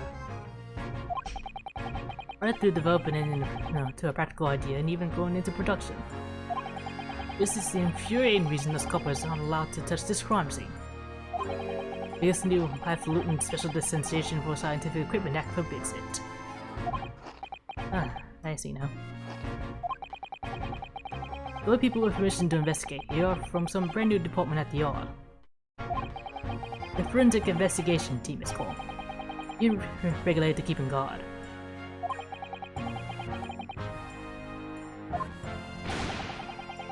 I know fool can see that his heap of scrap metal was a sham to begin with.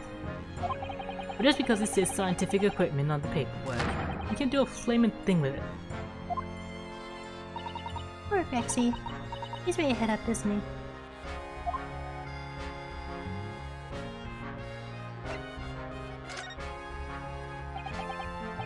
Remind me again, what's this new legal act that means we're not allowed to touch the scene here? Are you having me at it, Sunshine? It's a special dispensation for scientific equipment act. Yes. I think Curly mentioned that recently. With a real twinkle in his eyes, I remember. I'm sure he did, your ladyship. I'm sure he did. That's especially for this creative exhibition it was. All scientists have to do is present their ideas or inventions to some suits in the civil service. And if he gets rubber stamped, that's a guarantee of rights to maintain the invention's confidentiality. What does that really mean? Think about it. We have all the world-changing new inventions on display every day at this exhibition. Although a good half of them are a lot of cobblers, if you ask me, put forward by shammers like yourself. Who have I shammed? Oh, I love how absurd some of the inventions here are. It's also fun. It might be fun to you, but a member of the force has to be present every single demonstration. Can you imagine, eh? Thanks science, that's what I say. Oh, I don't think so. That sounds like my dream job. You shouldn't think otherwise after spending a day guarding all these shameless bogus contraptions. But if they're all bogus, how can anyone hope to demonstrate them? There'd be no point. Yeah, well... there is a point, sadly. Sorry? It's another of our government's broad ideas. If any theory or invention is deemed to show potential, the government hands out a research grant. Scientists get funding? Exactly. And that's what they're all after. All these shammers coming from far and wide to clog up Hyde Park. And who has to keep them all safe, eh?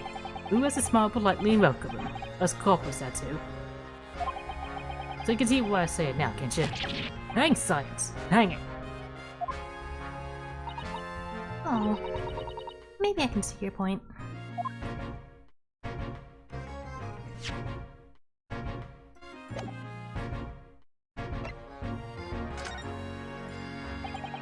Apparently Professor Hairbrain lives and works in Germany now conducting his research. That's right. Came back to Britain especially for the Great Exhibition as I understand it. Probably after one of the government's research grants. Actually, we learned something else about the professor earlier today. About his time in further education. It turns out he was at university with someone we both know. Lord Van Zeeks. Eh? What's that? That's news to me. But if Van Zeeks advanced the prosecution, then that's the accused, the professor's fate is.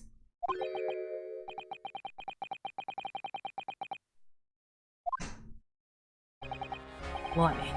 That man's beyond me. I don't know what goes on in that head of his. Talking of Van Zeeks. This morning's paper ran a story of him being attacked, read that? Oh yes, but Mr. Reaper's completely fine. Nothing to worry about. Yeah, that's right.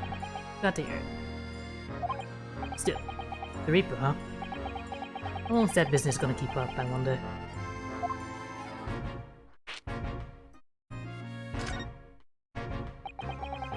The victim of this case, the investor, Mr. Asman, he was another of the Reaper's victims.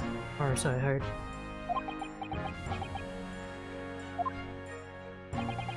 Lord Bragg Von Zeeks is a top-class prosecutor. But even he can't always push the right verdict, though. Sometimes justice can't win. Yes, I've heard about jurors being bribed and evidence being falsified. And that's how the notion of the Reaper at the Valley came about, isn't it? Obviously, Scotland Yard suspected Van Zeeks initially. We all assumed he was taking matters to his own hands if he failed to seal the deal in court. Although the man himself denies that charge. Well, we've done a very thorough investigation, and the conclusion we've reached is that Lord Van Zeeks is in no way related to the deaths of those people outside the courtroom. There's no question in my mind. I'd stake my reputation on it, I would. But if that's true, then how do you explain it? All those defendants couldn't just have coincidentally died if nobody killed them. I know that, but I can explain it. It's a mystery after all, isn't it? That's the whole point of the Reaper. Professor Hairbrain mentioned something else. He said that at university, Lord Van Zeeks was a totally different person. Easygoing and kind. You are. He said that it was after they both graduated that something happened to change the man. Do you have any idea what it was? No clue. Really? Look, I've got my hands full watching over this frustrating crime scene. Why don't you go and make a nuisance of yourself elsewhere, eh?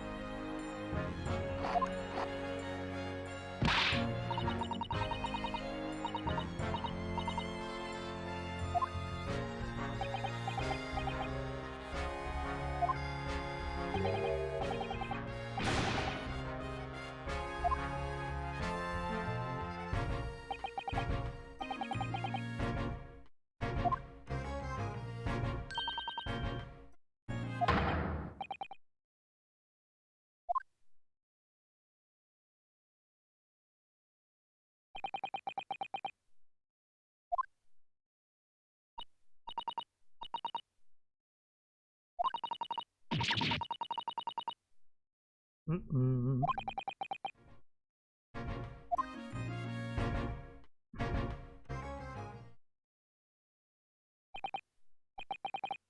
Right. Are you done here, Mr. Naruto? Sorry? It's about time you were leaving. Or rather, it is about time you were leaving. The lot are here now. That lot? The forensic investigation. They'll be giving me the HEVO in a minute too. Oh dear. Poor Grexy. Here, I'm gonna cup of my Switzerland and cheer you up.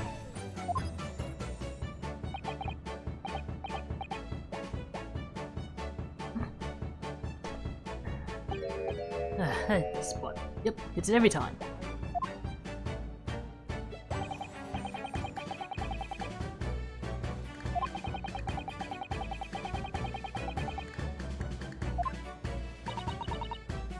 I'm thinking. Charlie might know something, mightn't he? About what? Oh, Mr. Reaper.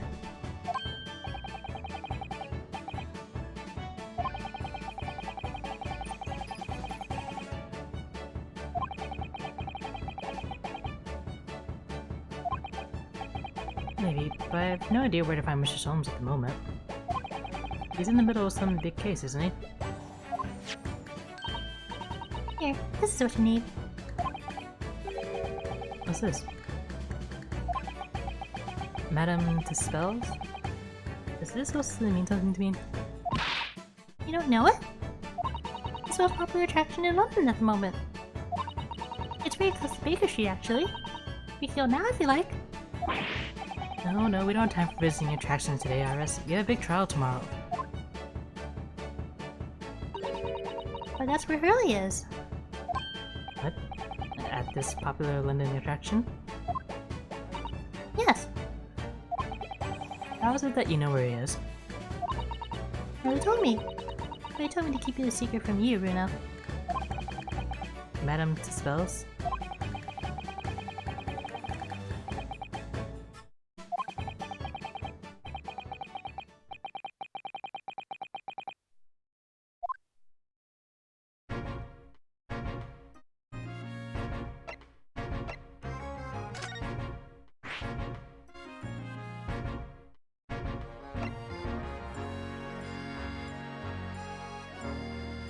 Oh, Wax Museum.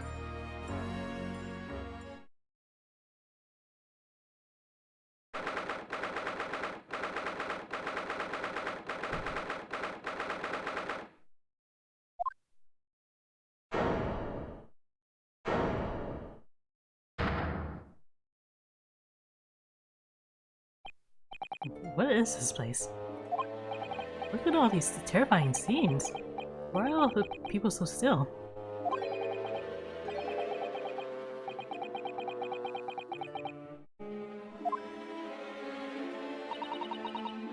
they're all wax models. They're amazingly realistic, aren't they? What do you think, Bruno? Shocked? Wax models? Ah. I read about dead bodies in wax once in a magazine about strange phenomena. Depending on how corpses are kept after death, parts of them can turn into wax, apparently. It's called adipocere. Stop talking about creepy things like that, Bruno. You're scaring me. Anyway, adipocere doesn't form readily, you know. It's one of the very specific... What now? I just remember something else I read in another magazine about strange phenomena. There's an old lady, maybe a witch. She used to pour molten wax over corpses and put them on display. None exhibits in here are real. They're all entirely man-made replicas. It can't be. You really expect me to believe that? Just look at them. Oh. There's no way anybody can make models of people that are this realistic. And they also screw some scenes, and there's Mr. Sholmes. Wait. Was it? Oh no.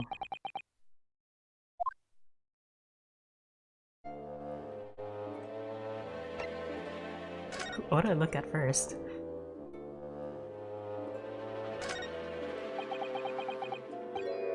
There's an arm.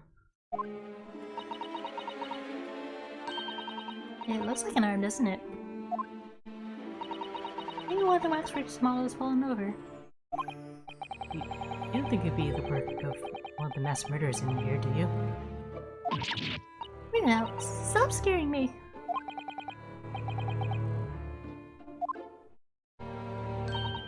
Come on, you're always pointing that finger accusing Core. Poke that arm now till you have heels. Objection!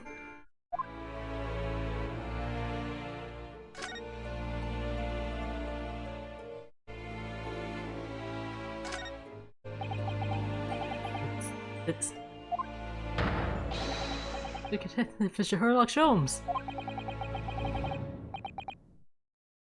Poke him. Well, yes, world famous after all. It's an uncanny resemblance, isn't it? Makes my skin crawl look at it. I know! But look, Bruno, he can kick this early and he doesn't move a muscle. You can't go around kicking the exhibit, Cyrus. Wait. it just moved, I'm sure.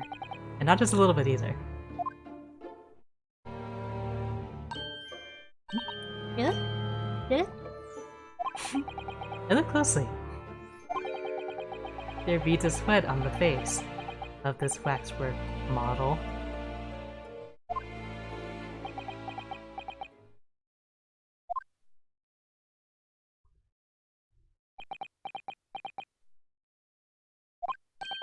Shall we move on, Iris? Oh, really, look, there's a great murder scene to enjoy. Much more appealing. Hold it! My dear fellow, I take exception to your recoiling in such a manner, as if using something truly abhorrent. Mr. Sholmes! Iris, what possessed you? I strictly forbade you from divulging my temporary waxwork secret to Mr. Naruhodo. Temporary waxwork? What do you mean? Nutkick, could you not exercise a little more restraint? You winded me. Naruto has something he needs to ask you. A question. And I thought you'd probably be getting bored too. So here we are. Well, I can't deny that your timing was impeccable. Every 2 minutes before being stationary like that. And my great brain, upon which all my success has been built, would have turned to wax. Thank goodness we arrived in time. Indeed. In many ways, the pair of you just saved the world from an unimaginable loss. Oh, Hurley. You do like to talk nonsense, don't you?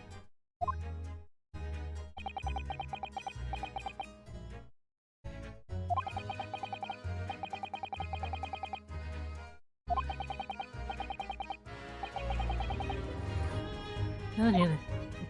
How can I be of assistance? We're in luck. I'm suddenly quite taken with the idea of conversing. Oh, well, actually I'm in quite a hurry. If my eyes don't deceive me, I believe something is afoot within the walls of this very museum. A most fascinating case, if I'm not mistaken. Really? Moreover, I have a strong suspicion that is related to the matter about which you've come to me now. But... we shall speak again presently, my dear fellow. But for now I must return to my work.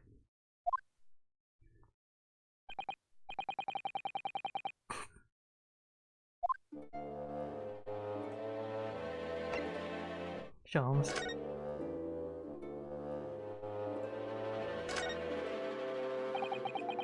What is this place?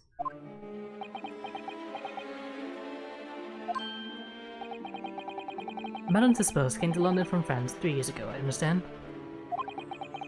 Since he opened this little glasswork museum last year, it's enjoyed a great popularity in London. There are museums like this in Japan too, but these displays are something else. I mean, they aren't made from actual real people, are they? The extreme realism of these waxworks models is a particular secret of the Tispos family, they say. They were renowned during the French Revolution for waxworks of victims of the guillotine. That sounds grim. The gruesome scenes were portrayed with such realism in the expressions of the faces of the condemned. Apparently, the sculptors would make the models directly from the corpses right there at the site of the executions. At the...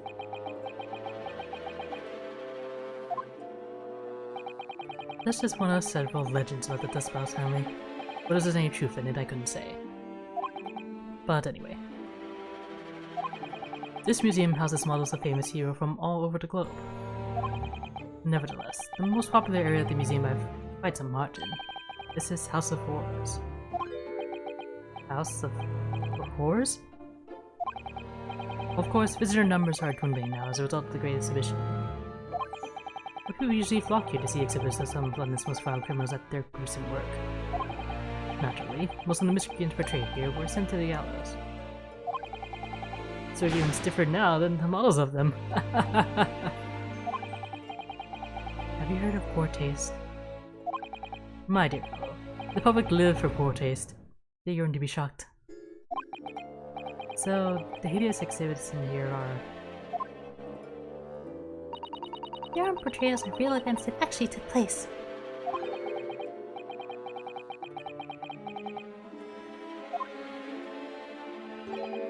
Anyway, I advise you not to think too deeply about what you see here.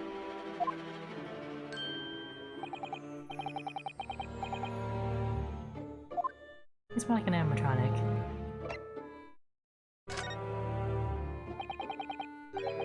So what do you mean by a temporary waxwork, Mr. Sholm?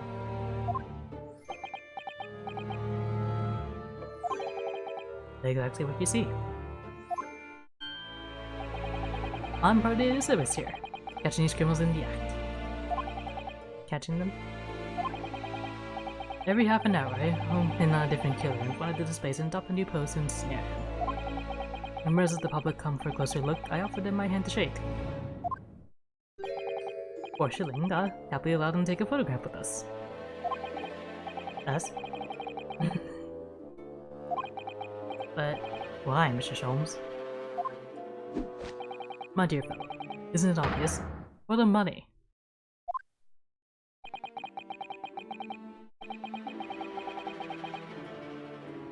Are you poor, Mr. Sholmes? As it stands, I may struggle to pay this month's rent, and I have the ravenous iris to consider. Oh, really? I'm so hungry. If push comes to shove, I shall have to ask you to do your bit, Mr. Naruto.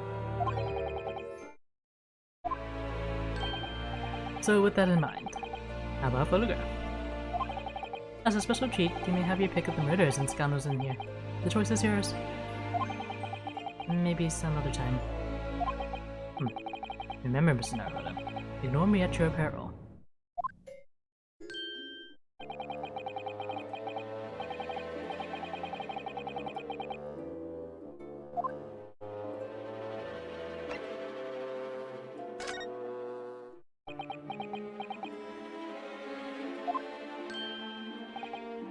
Well, what does he like to ask me then?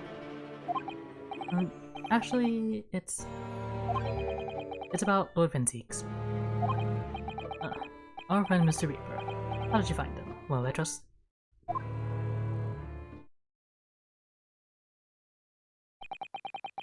And so I filled Mr. Sholmes in about everything I'd learned. About Lord Venzeeks, about Professor Hairbrain, and about the strange coincidence that they had been at university together.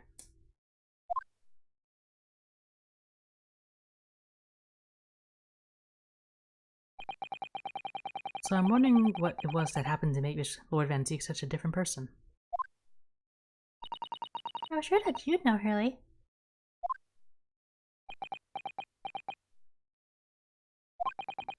He said there was something going on here in this exhibit hall before, that something was afoot, and that you believed it was related to what I wanted to ask you about.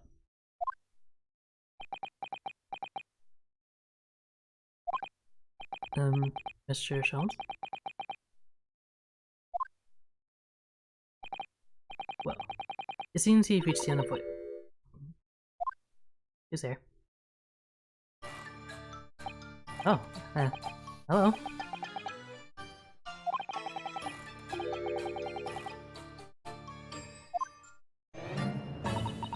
I hope you're appreciating my museum. Sorry? Mr. Sholmes, do you know this?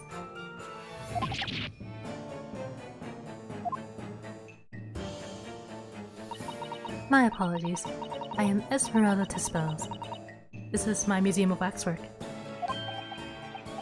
You're the Madame Tispels? Kinsu. Though only 26 years young, I might add. Is that significant somehow? I'm a madame in name only, as a certain je ne sais quoi. Right. Firstly, I must apologize for my waxworks. Or rather, one waxwork in particular. I was led to believe he was a great detective, but he seems unable to settle. Next time you move from your designated exhibit, there will be toil and trouble.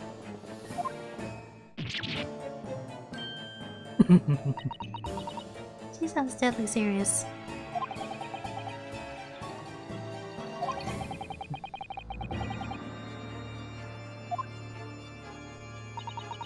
Guess I forget what Hurley said before. About something being afoot. Right here in the museum, I mean. Yes, I know, but... I'm so curious. I want to know what's happening here.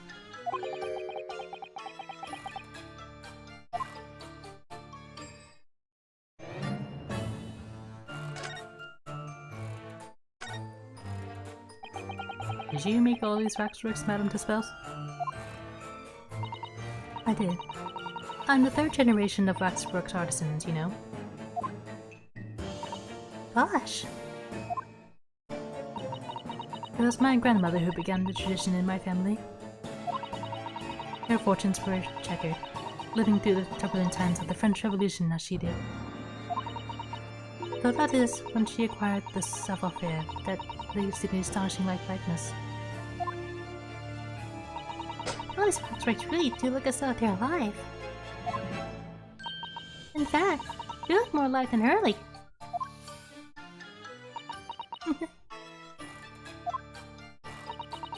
What you see exhibited here represents the most atrocious of London's criminal past. All the waxworks were created in the presence of the real people on which they are modeled. In the hours immediately following their executions. That is the secret to the extraordinary life like this. That sounds terrifying. All walks of life have similar challenges, I'm sure. To carry out one's trade par excellence, one must go to extraordinary lengths. My exhibits are a reflection of society. I create only that which the public wishes to see.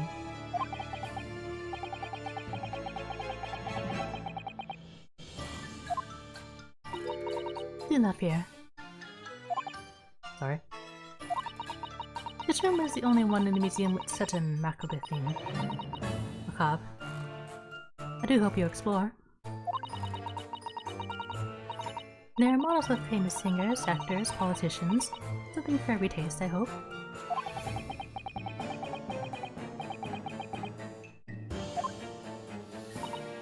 Sorry. Perhaps I should have eased you into things. Are you not gonna talk about that arm back there?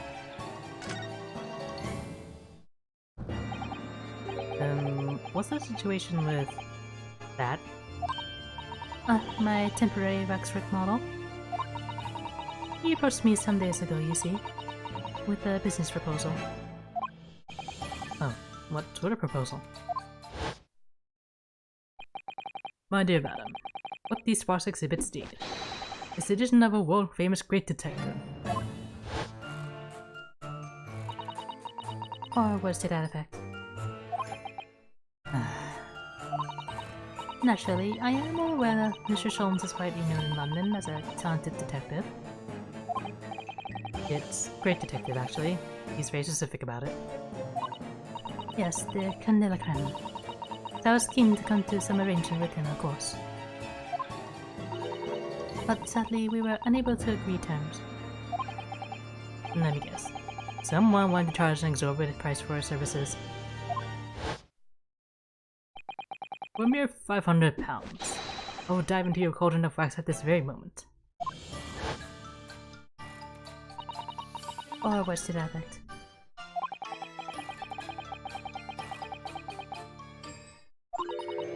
Regrettably, the museum has a shortage of funds at the moment, due to unforeseen circumstances. So we came to the current arrangement instead.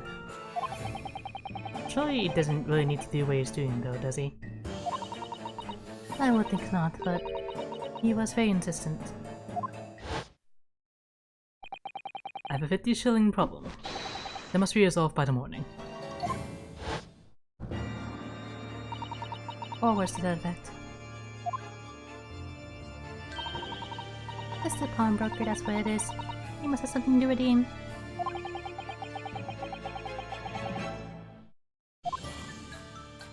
What's he been doing for the past 6 months?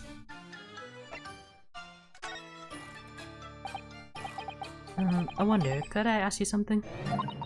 Yes, sir. I'm just curious. Is there anything going on in the museum at the moment? Some kind of incident, perhaps?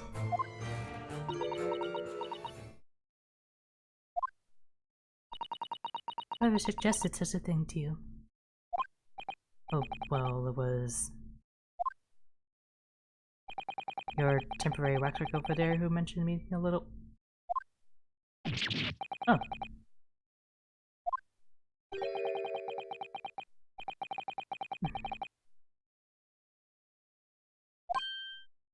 Who's that? There you are.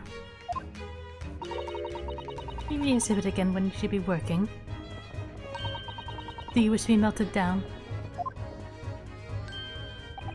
My dear Madame Dispel, save your reprimands. There are more pressing concerns. So asking me, it's our ideas about your current problem that you must throw into the melting pot instead. Personally, I advise you not involve the police. Why ever not?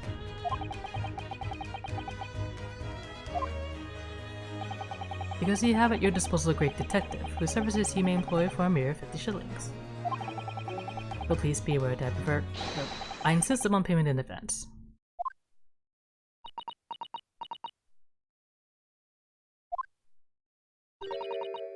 Very well. Let us see if the great detective is able to live up to his name, shall we? Before I engage my analytical processes, I must ask you to clarify something. What, pray, is behind the curtain? That is the Dispel special exhibit. There's an extra charge to see it.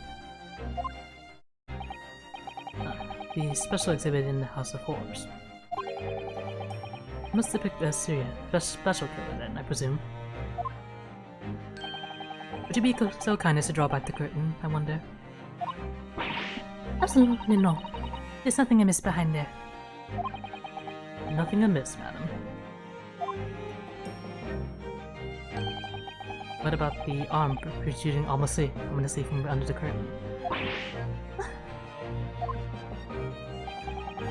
I strongly encourage you to allow me to see what lies beyond, before the situation worsens. Yes, very well. I will draw back the curtains, but only a second.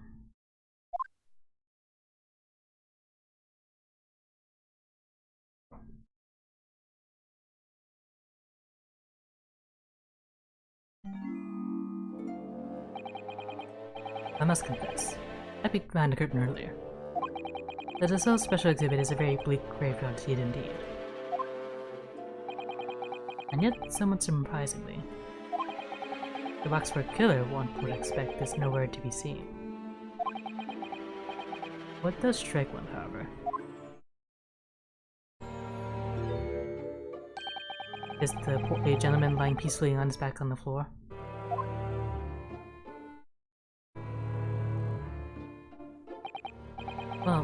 Well then perhaps Mr. Sholmes, that man on the floor is the ruthless killer himself. I'm afraid not, my dear fellow. He's a perfectly ordinary London gentleman. Not even a waxwork, in fact. What? As skillfully made as these waxworks are, they are always distinguishable from real humans.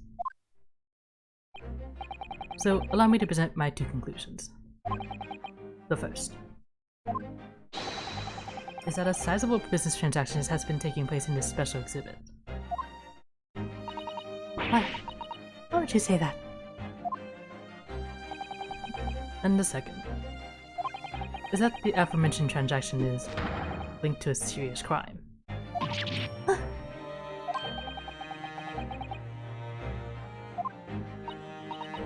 I don't understand. So, Madame Tispels, as you've agreed to my fee, you shall now have the pleasure of seeing this famously detective and temporary exhibit at work.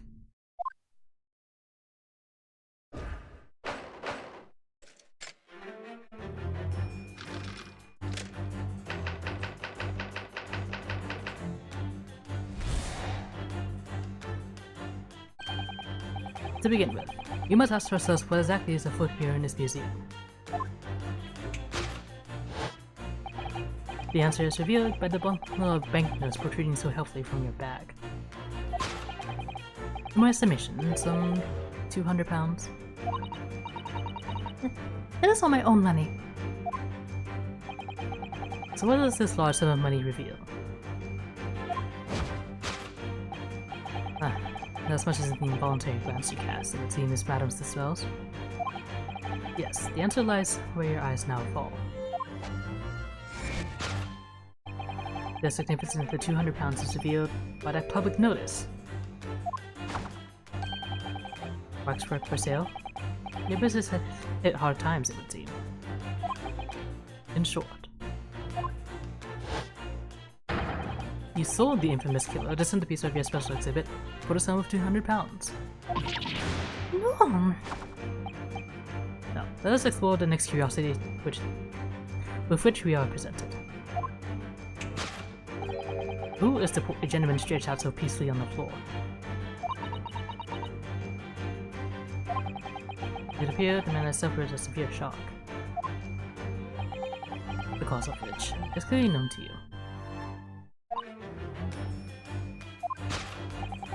Unfortunately, madame, keeping secrets does not appear to be your forte. What took the man such a shocking blow was, of course, the 200 pounds. It appeared that you twisted this gentleman around your little finger most effectively. What are you suggesting?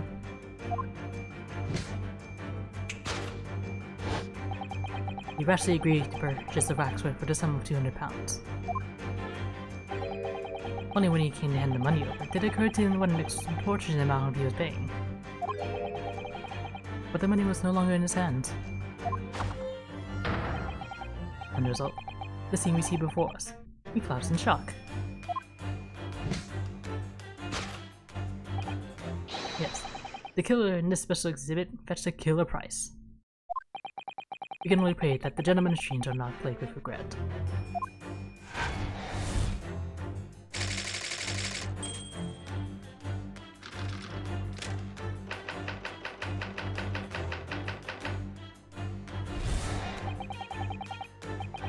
The question that arises then is what has become of the waxwork that changed hands? Let's consider that problem for a moment. You cannot possibly. What immediately strikes me about this conundrum is the young man standing over there. Who is this fellow? To find the answer, we need only observe his neckerchief. Such as is worn by policemen as a secret sign to fellow members of the force that a crime has been perpetrated. Yes, this young man is an undercover policeman, currently investigating this museum. I know him well, in fact. Sergeant John Clay. What are you talking about? The man's quite a celebrity. He received triple accolades at last year's Policing Awards. But next, we turn our attention to the old man's sack of form with a particularly unsightly visage. I've been watching closely and he hasn't moved a muscle. Almost, in fact, as if he were a waxwork. but you... Your action only confirms my suspicions, madame. I know such a points, of course. Observe. The telltale sign that instantly proves whether or not this old man is a waxwork is the obvious price tag. Weapons. A tragically low price, you might say. Or perhaps the going rate for aging waxworks riddled with cracks. And yet you sold it to the portly gentleman for an extraordinary 200 pounds. The sort of plucky behavior that's sure to attract the attention of Scotland Yard. Isn't that so, madame? I do not... Yes, the waxwork you sold has already been seized by the police, and remains in their custody as we speak. The old man must be reunited with this grave and special exhibit, and not a moment too soon.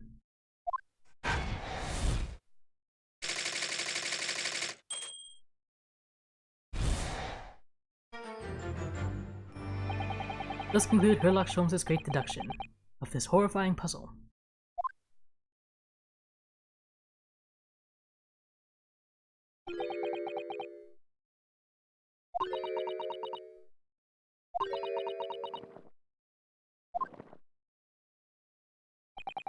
I see I've stunned you all into silence.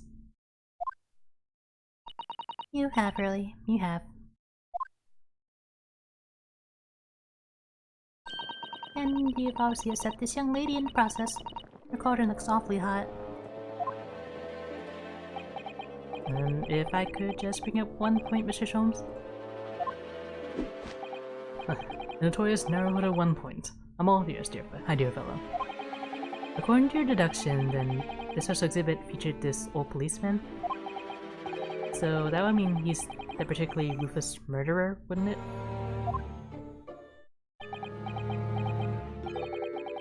The killer policeman, Automobile. Sorry?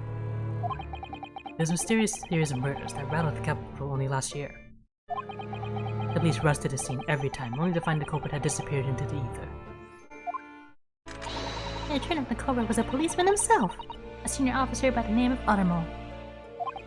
So you mean that's who's the sinister looking old man there is supposed to be? Indeed. It is a particularly grim face, is it not? Unforgettable, in fact. Yes, I remember that odious countenance only too well. But is 200 pounds a lot of money for a wax model? It would be enough to afford one of the latest steam carriages, if that put things in perspective. So, it is quite a lot then. Is there anything else you wish to add? Before I melt you down.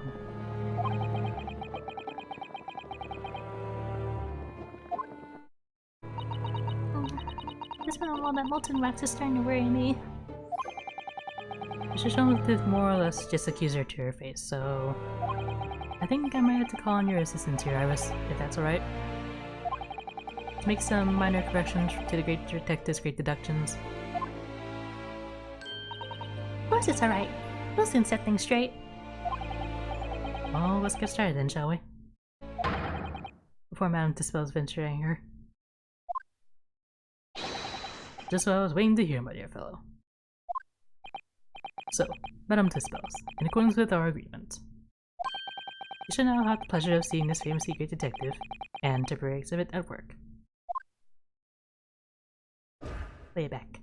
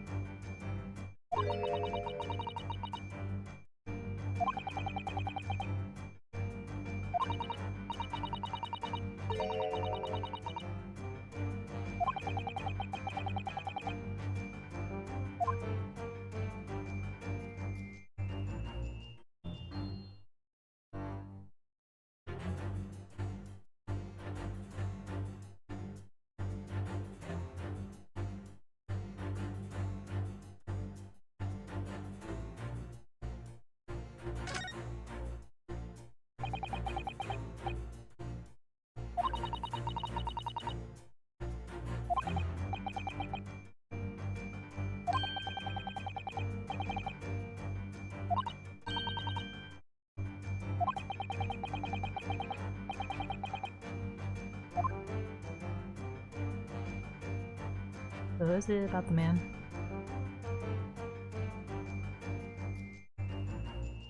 Take that!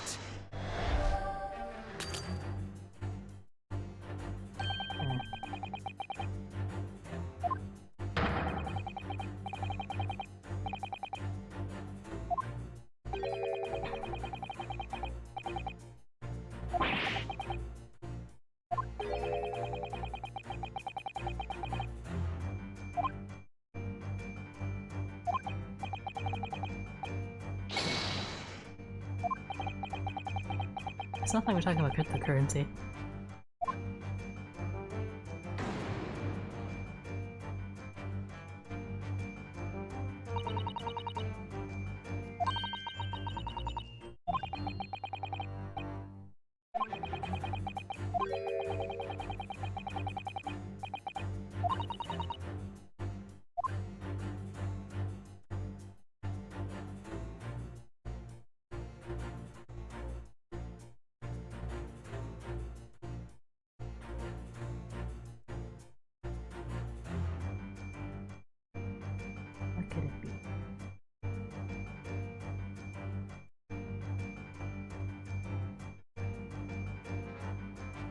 I didn't look hard enough.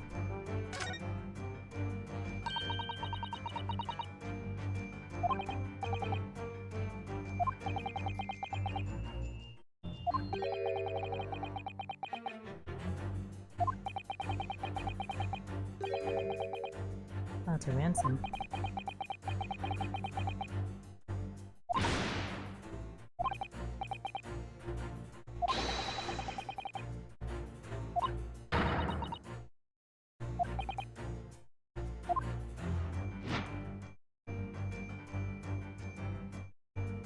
Take that!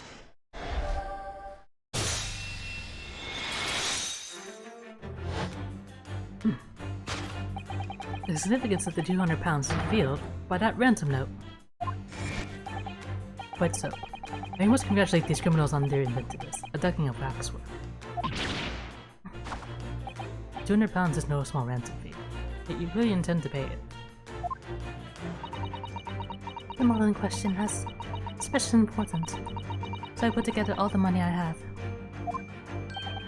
In summary then, the 200 pounds you have in your handbag is ransom money. Now, let us explore the next curiosity with which you are presented. Who is the gentleman stretched out so peacefully on the floor?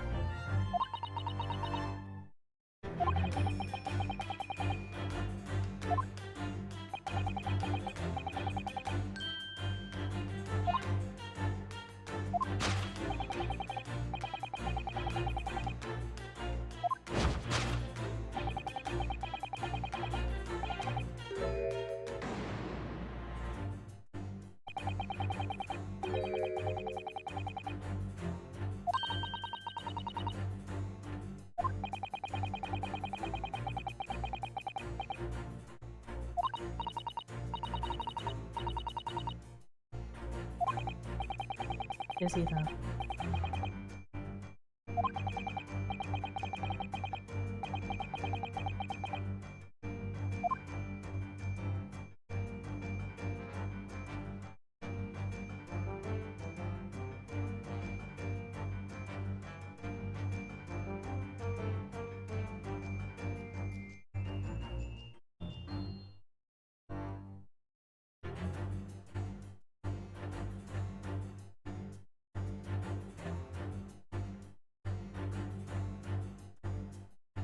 Is he?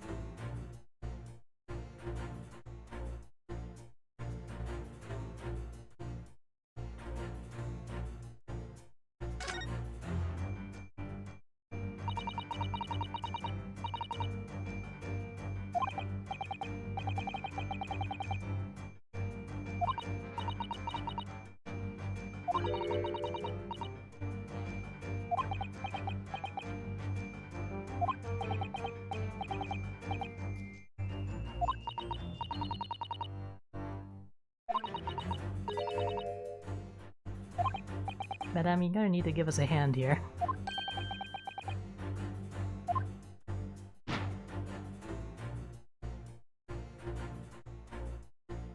You just accidentally scared this poor man. Take that!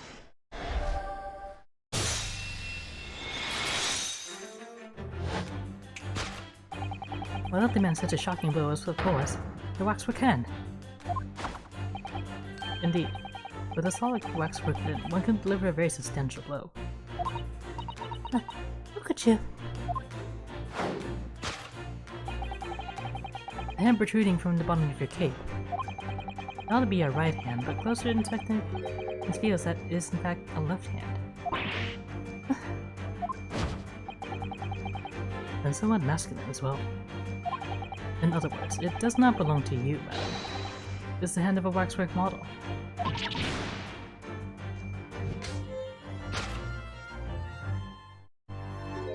Oh jeez. Some of the visitors to my museum can be troublesome. They meddle with the exhibits and cause damage. So you mean that arm? Yes, the gentleman saw fit to try to remove it as a souvenir. No small keepsake. Like taking a whole branch of a cherry tree when you go to view the blossoms. I'm afraid I had to teach the man a lesson.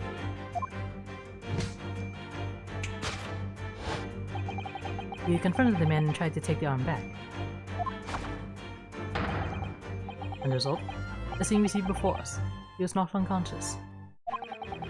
A point we may need to revisit later, but for the time being, we have a conclusion. Yes, the killer in this special exhibit has been kidnapped.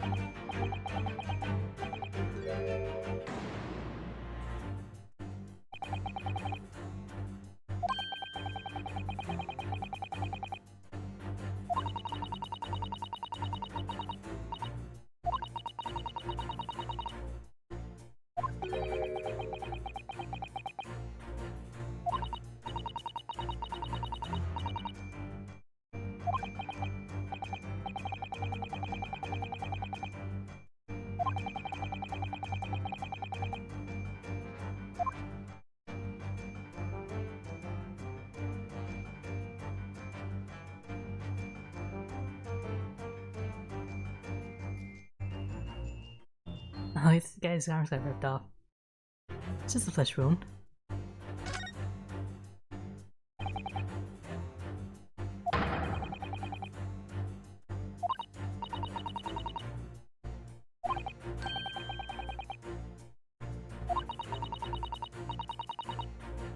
Your arm's off.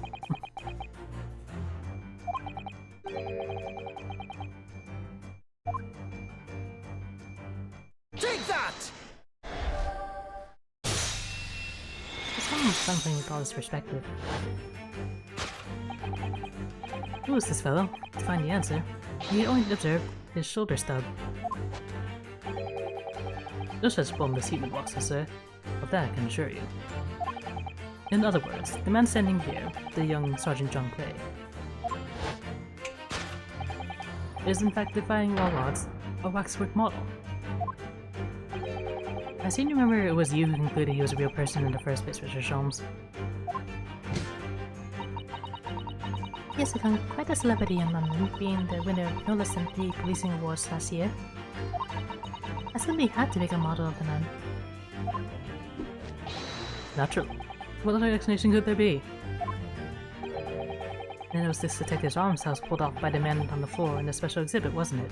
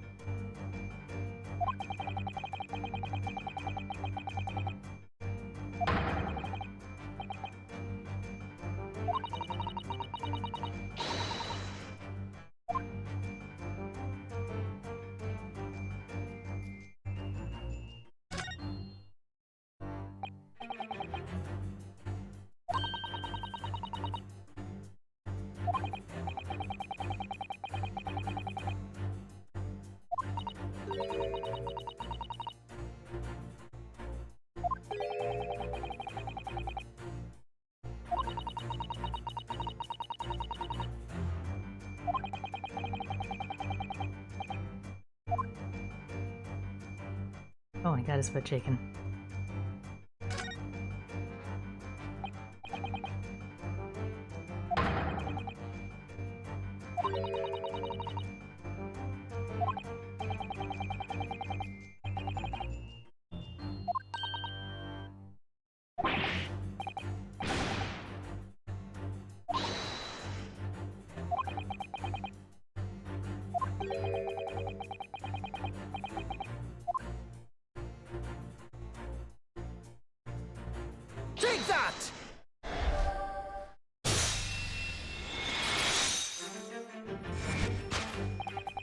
The telltale sign that instantly proves whether or not this mold ran as a waxwork is the obvious twitch. Well, hi Twitch. Even the most realistic waxworks do not exhibit a twitch. In other words, this splendid old man is in fact a genuine member of Scotland Yard. Slight shift in your choice of adjectives, then. And there you have it. Well, Madam Dispels. Oh, what? It was me who contacted the police and demanded that someone come in the first place. He is clearly fatigued. He is sound asleep. But then, what's this tag about showing a price of 3 pence? No, not the price tag of the muffler, which the old Bobby purchased recently at a local market. I presume you observed the scarf down on his arm. This is not striking, Mr. Naruto. Yes, the secret sign used by detectives to show that some criminal activity is currently underway. Of course, because as you know, there's been just such criminal activity happening here. As you deduced from the very beginning, Detective. So, it seems that we finally arrived at the truth.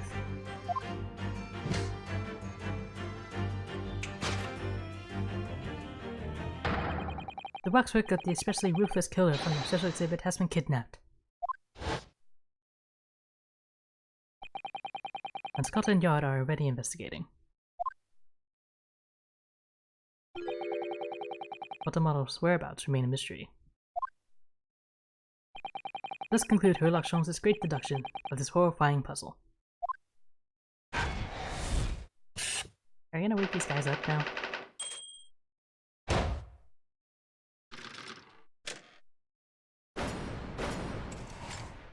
Elementary.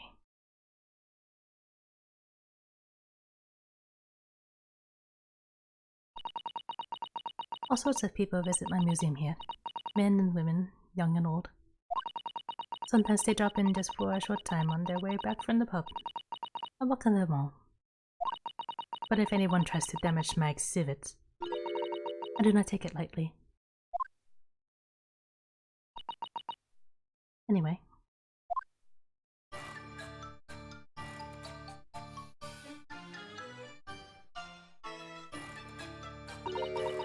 Your great deduction was even more enchanting than I had been led to believe.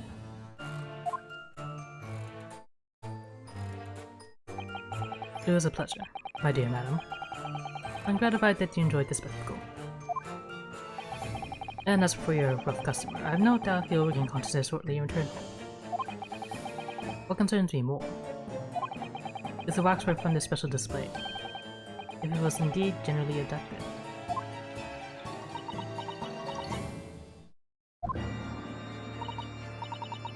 Yes, technically, he was. I'm going to ask you to recount to us the events surrounding the stolen waxwork. In as much detail as possible, if you please. Very well. But after I have told you what I know, I must insist that you return to your work.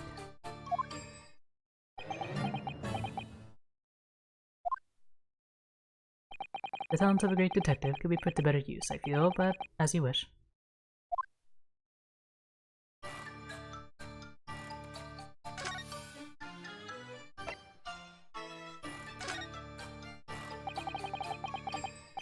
Tell us more about the stolen waxwork, please. It was some days ago now, when I came in here one morning. I immediately noticed that a waxwork was missing from the special exhibit here. It is your most prominent display, but that's why the curtains were closed. And I found the ransom note in its place. The culprit must have broken in during the night and taken it then. So this waxwork that was stolen is a model of some horrible criminal, I suppose?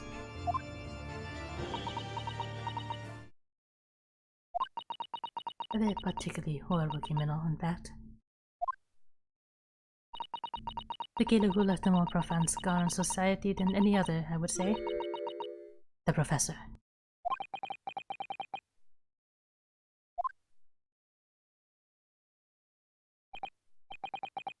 So, Mr. Naruto, It seems the circle is complete. Sorry?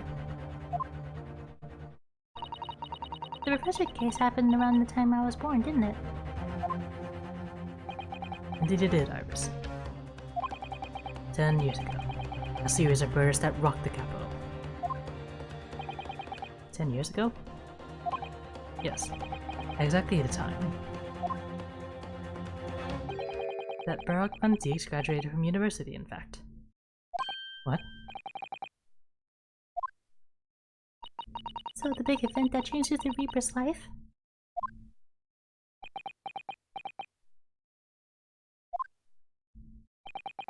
As you surmised. It was the professor case. Who was this professor then?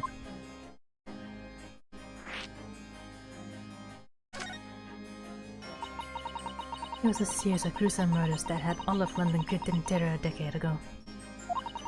After 5 victims were killed, the man was arrested and put to death. And now he's immortalized here in wax for all Londoners to admire and enjoy. Though, of course, he happens to be absent at present on account of the induction. But I don't understand. How's all this related to Lord Van Zieks? You must first understand, my dear fellow, why it is that the professor earned such infamy. It was due to the victims he chose, some of Whitehall's finest. What do you mean, Hurley? Those murdered by the professor were some of the highest members of the British aristocracy. Members of the nobility, even royalty, they sent shockwaves through the country's administration. Members of the... wait, of course! What Professor Harebrained said. Lord Van Zieks is from a family of noble blood.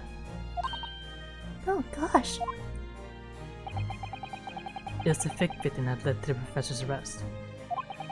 The last of the killer's prey was a young noble by the name of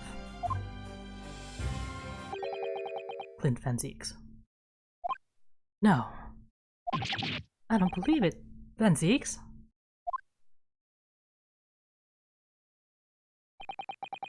I'm sure you can piece together the rest for yourself.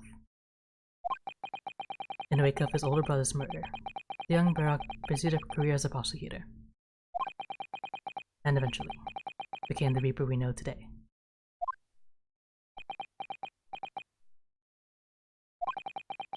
I had no idea Lord Van Zieks had such a tragic past. Well, I'm afraid that's all I can say at the matter. For the time being, at least. After all, I have work to do. As a waxwork exhibit.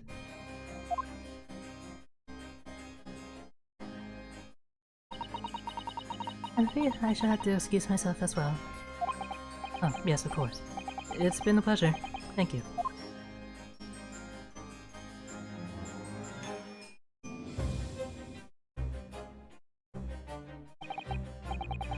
Oh, none of the particular scenarios I've been analyzing involved you coming to visit me here.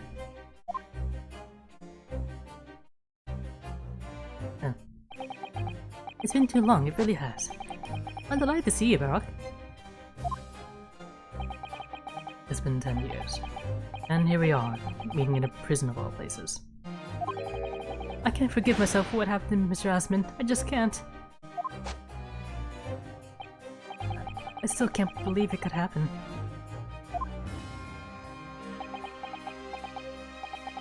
Tomorrow, the court will decide. Yes. I have a young Eastern man acting for my defense. He seems reliable enough, though. It was an accident. A terrible accident. He assures me he can prove it. I must warn you. Oh, I know. I've heard already. You're going to be prosecuting, aren't you? Yes.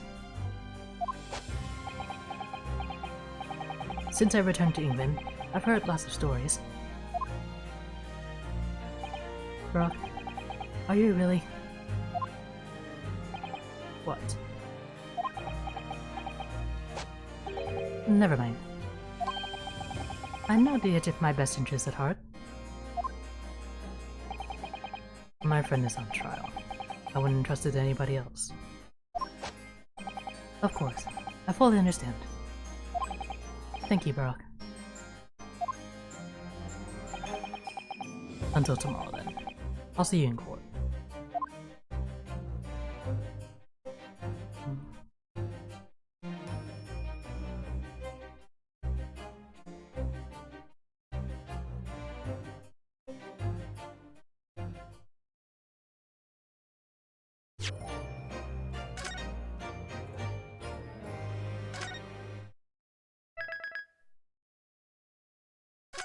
Well, we certainly learned a lot, but that's all the time we have for tonight.